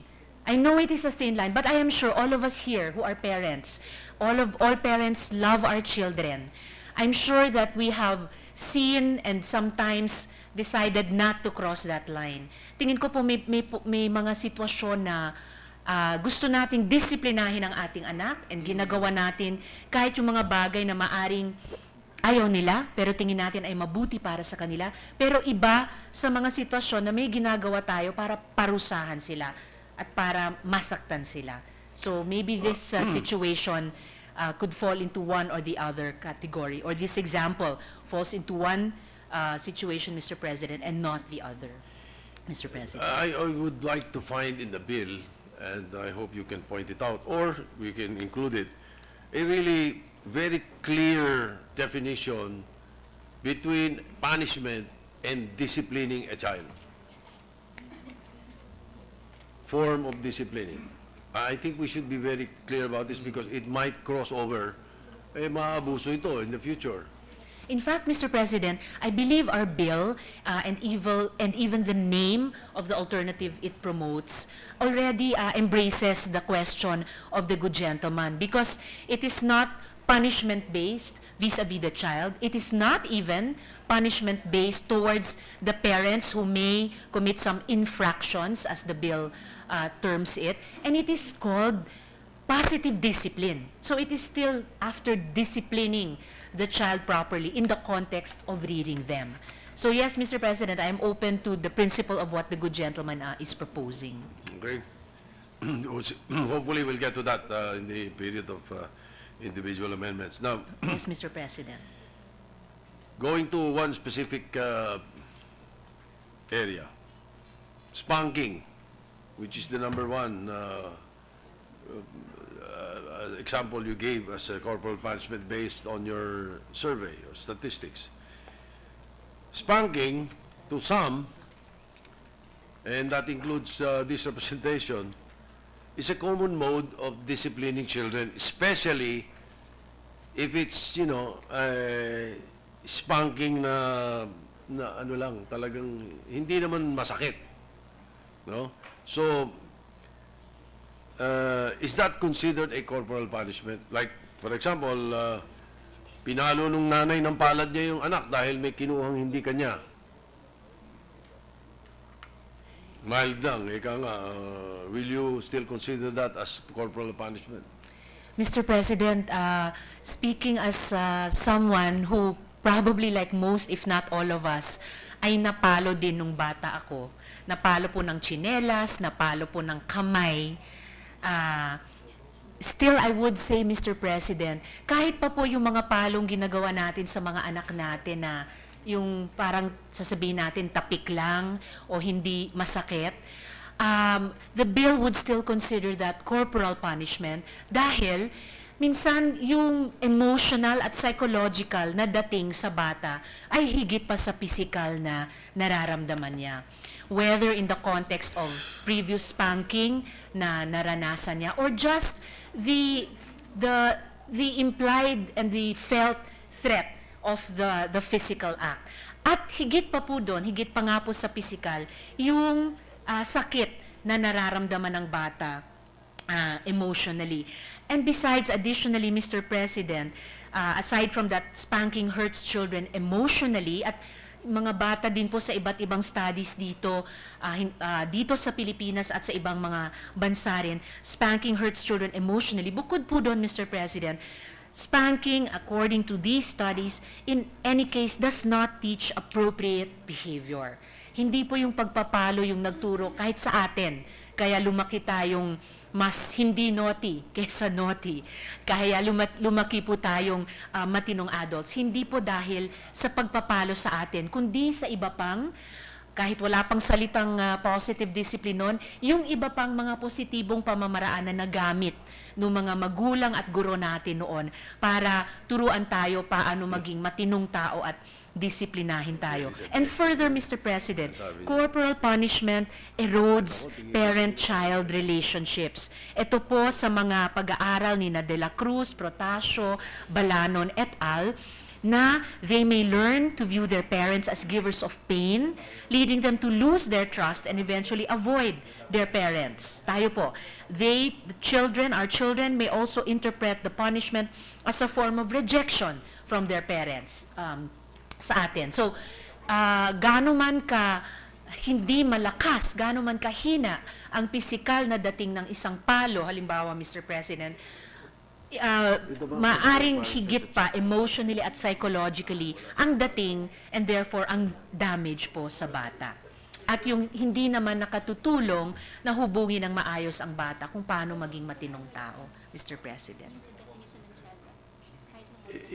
It saddens me, Mr. President, that there are portions of the answer of the distinguished lady that I do not concur in. Like, for example, that spanking will not teach you later. I'm the Exhibit A. Ang tingin ko, tumino ako dahil sa kapapalo, Mr. President. But ibang klaseng spanking, yung spanking talaga. Kaya I'm trying to get your definition of corporal punishment na kung sasama yung ganong klaseng spanking because it depends on the gravity of the act, Mr. President. Tingin ko dahil merong talagang pwede mo sabihin corporal punishment, you give the child blows or beating, di ba? Kicking, slapping, di ba? Lashing with the latigo. Or twisting the joints, the arms, o yung kinukurot. Yung lola namin, kumangurot sa singit. Ewan ko kung bakit sa singit siya gusto. Kung bakit siya doon niya gusto mo nang mangurot eh. Siguro dahil masakit, Mr. President. Masakit doon eh. Opo. Di ba? Dragging or throwing the child, yun. Tama yun. Talagang corporal punishment yun. Pero yung, don't do that. Pak, ginanon sa puwet.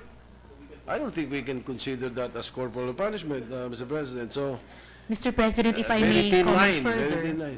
Huh? If I may comment further, Mr. President, gaya ng nabanggit ko nga po kanina, I was spanked as a child. Siguro lahat tayo, nung bata tayo, ay pinalo. And we turned out okay. Pero it's important to remember, Mr. President, moving forward, na children are resilient. They're able to cope with and recover from whatever negative experiences they might have had when they were growing up, at kasama na po doon. However, whether we turned out okay or not is really not the point. And I would still aver, Mr. President, na perhaps it's the non-violent ways of discipline that helped us develop that sense of responsibility and respect for others. Ito rin po ayon sa mga pag-aaral ni na Alampay at Garcia, Parenting and the Context of Child Discipline in the Philippines, Implications for Policies and Interventions, kung saan napag-alaman po sila nila na most Filipino parents also talk to our children, set rules and guidelines for behavior, all of us show them that they are loved, and other acts that we consider to be positive discipline, non-harsh discipline, which is associated with positive outcomes for children. So, bakit hindi na lang po mag-focus on using positive discipline? Also because, Mr. President, the severity and frequency of corporal punishment do not moderate the negative effects of corporal punishment. Ito po isang partikular na pag-alaman sa pag-aaral ni Dr. Lian Alampay sa Ateneo de Manila University, at siya po ay isang developmental psychologist. Yung developmental psychology po yung isang field na hinahanguan nitong positive discipline para sabihin na sa bawat yugto ng pag-unlad ng ating mga anak o natin bilang tao ay may paraan na dahil batay sa pag-unawa sa kung anong stage of development nasa saan yung bata, na epektibong mahuhubog natin sila at madidisiplina natin sila gamit ang positive discipline nga po at hindi na kinakailangan ang corporal punishment, Mr. President. Mr. President, what I'm really afraid of is that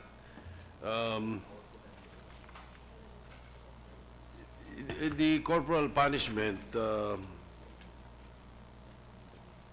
can be any type of physical punishment or anything of that sort will be considered already corporal punishment and hence punishable under this act. Like for example, page 4, line 5, your definition of corporal punishment, number 10 says other analogous acts. What I'm afraid of is that it will be subject to abuse. Baka maabuso masyado, Mr. President. That's my concern. By all means, Mr. President, we should not allow any abuse through any of the laws that we are seeking to pass, just as, especially in this Positive Discipline Act, we're trying to reduce abuse against children, and we do not want such a law to be itself abused. If to specify further, Mr. President, for the reassurance of the good gentleman, other analogous acts would refer to acts not included above, which may cause physical harm, humiliation, and degradation. So these would be more extreme acts, Mr. President, not listed above. For example, as one extreme example I could give to the good gentleman, documented cases of children being tied and hung from trees or posts by their limbs, Mr. President. Obvious naman na ano yun. Obvious na pwede consider corporal punishment yun. Opo, Mr. Ang President. worry ko, Mr. President, is yung very light punishments, parang i-consider din na gano'n. Yun ang worry ko. Like for example, a mere spank on the behind by the palm of the mother, parang sa akin, hindi pwedeng tawaging corporal punishment yun, Mr. President. So, all right. And Mr. President, at this point, if I may also just add that, again, I would like to emphasize the non-punitive nature of the bill. So it encourages a new way of disciplining children, and it also, in this non-punitive spirit, seeks to proactively reach out to and help parents. We want to set the standard of behavior to use nonviolent means of disciplining children. So meaning, we want to help parents not punish, but continue disciplining. So not punish, but positively discipline our children, Mr. President. Well, But excuse me, Majority Leader. how I wish you were my mother when I was a young boy. But are there penal provisions in the bill? There are, right? There are. Counseling yata, yung mga counseling, and then Yes, Mr. punishable President, for by infractions. the different laws covered, no? Through That's us- why my next question, Mr. President, is If I may just add, Mr. Oh, President, sige. at this point, just to add to what the good gentleman has been saying, there are infractions, and then there are corrective measures to be implemented. There will be a citation system used to call the attention of parents and to enable them to, over time, to replace their corporal punishment methods with positive discipline methods, Mr. President. My point is, if there are penal provisions, then this is, I believe this is the reason why the Majority Leader has been harping on being very, very clear because of the if there are penal provisions for violating any of the penal consequences for violating any of the provisions, then we really have to be very, very clear. I would agree, Mr. President, except there are no penal provisions in this positive discipline bill. If there are worst cases that will still arise, it will still be Republic Act 7610 to be used in such cases, Mr. President. By the way, Mr. President, I would like to correct myself for the record. I didn't mean my mother. My mother never spanked me. It was my father who was the disciplinarian in the family, and he really did discipline me. But not only him, the priests of Letran and the teachers, the professors in Letran, Mr. President. Now, what is the difference between this proposed measure and the existing Republic Act 7160, or the Special Protection of Children Against Abuse, Exploitation, and Discrimination Act? Yes, Mr. President. The difference between the Republic Act and this bill is that this positive discipline bill explicitly protects children from corporal punishment and other humiliating and degrading punishment. Further, Mr. President, in the Republic Act, as I mentioned earlier, corporal punishment is not explicitly prohibited. In the RA, cruelty is seen as a form of child abuse, but even that law, our current law, does not consider corporal punishment as a form of cruelty so long as it is, quote, reasonable, moderate, and does not cause physical or psychological injury. However, Mr. President, reasonable and moderate used in referring to punishment are not clearly defined in our existing law. And last but not the least, Mr. President, Section 2 of the Implementing Rules and Regulations of the Republic Act does not consider as cruelty any form of discipline that does not result in visible or very obvious signs of physical and psychological injury, such as bone fractures, lacerations, internal injuries, severe anxiety, withdrawal, and depression, Mr. President. So these are the major differences between Republic Act 7610 and the Positive Discipline Bill, Mr. President. Mr. President, kasi now, under Section 3, Paragraph A of the proposed bill, you defined and provided for cases of corporal punishment. Now, this definition is also and already included in the definition of child abuse in Republic Act 7610, Section 3, Paragraph B, which states, I'll read it into the record so that we might avoid the redundancy. Child abuse refers to the maltreatment, whether habitual or not, of the child, which includes any of the following. 1. Psychological and physical abuse, neglect, cruelty, sexual abuse, and emotional maltreatment. 2. Any act by deeds or words which debases, degrades, or demeans the intrinsic worth and dignity of a child as a human being. 3. Unreasonable deprivation of his basic needs for survival, such as food and shelter. Or 4.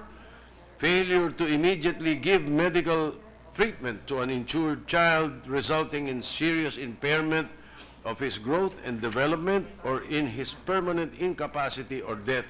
So these are all found in Republic Act 7610. Aren't we being redundant in this bill by that? Why don't we just include why don't we just place the spanking, yung mga gano'n, yun na, ilagay natin. Actually, Mr. President, I think, in fact, that we would not be redundant or already duplicating the intent of Republic Act 7610, but in fact, we would be enhancing the policy environment to prevent violence against children by promoting an alternative form of discipline and to replace corporal punishment. Why do I say this, Mr. President?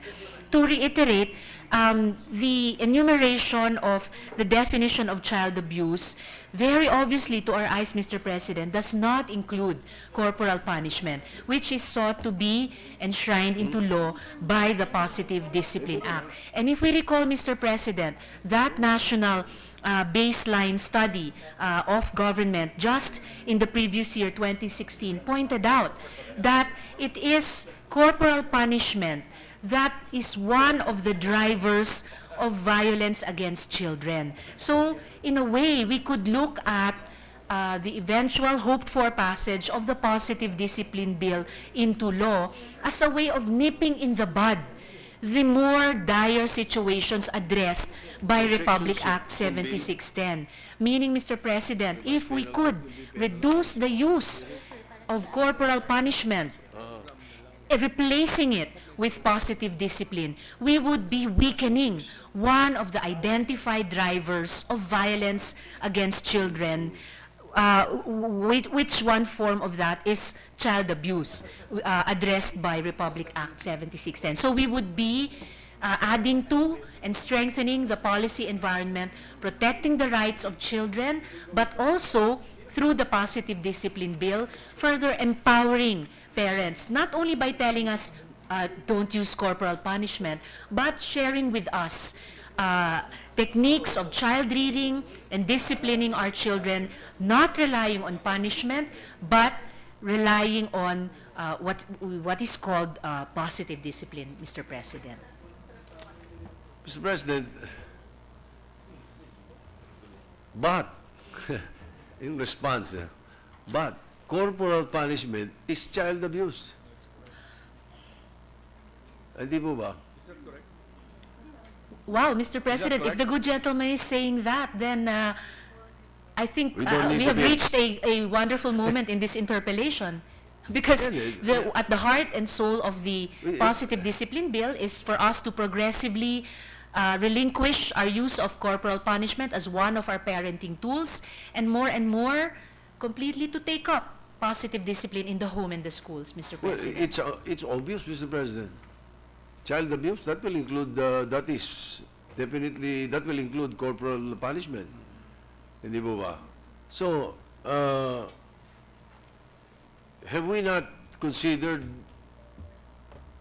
amending 7610 instead of coming up with such a measure, Mr. President?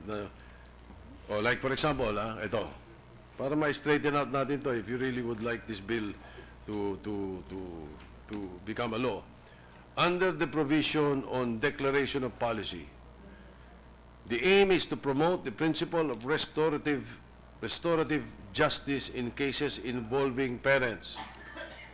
However, you provided in Section 6 of the bill that acts committed by parents against their children in violation of the revised penal code will be penalized in its maximum period.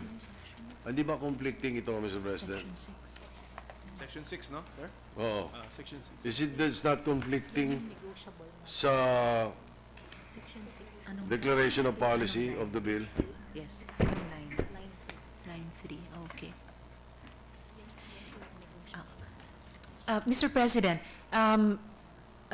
before addressing this particular question, may I just return to one of the premises of the good gentleman, why we did not think, instead of drafting this bill with the positive discipline advocates, instead to simply amend Republic Act 7610.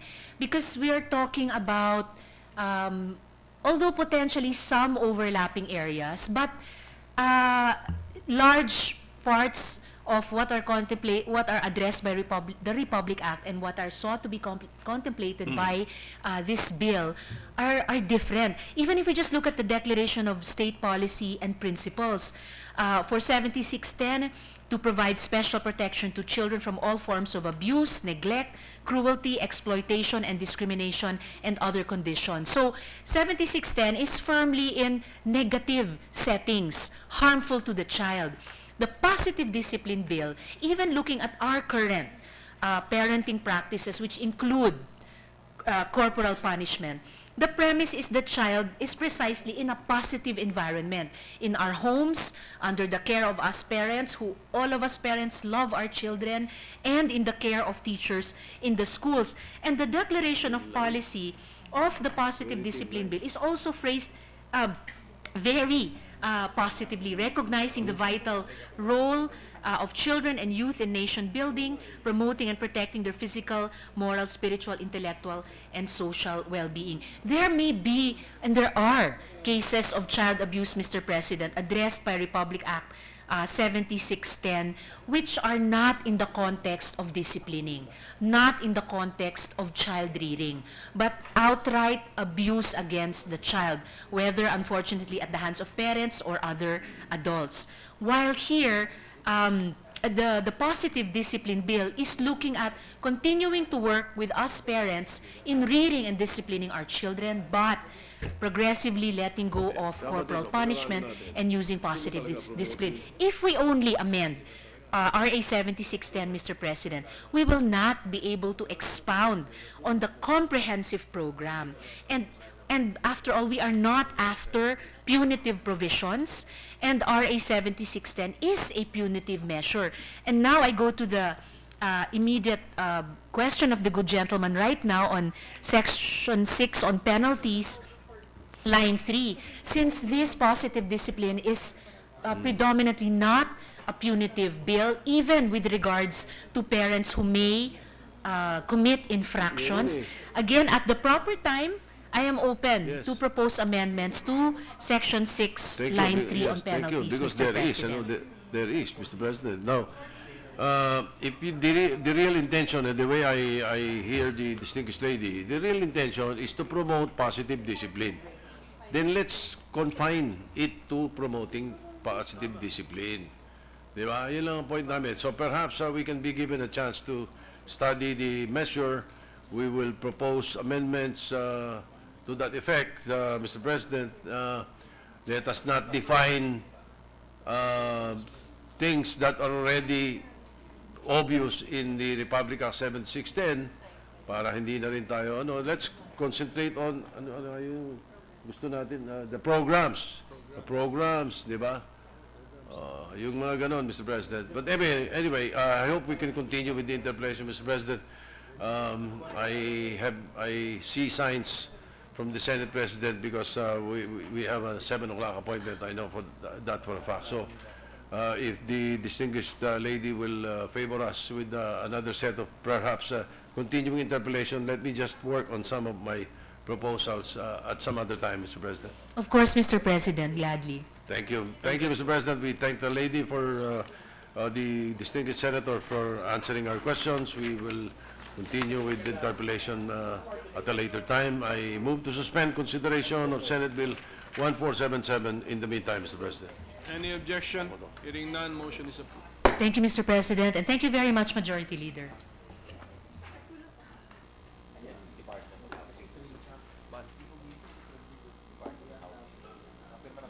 Salamat po. Salamat po. Let's do that.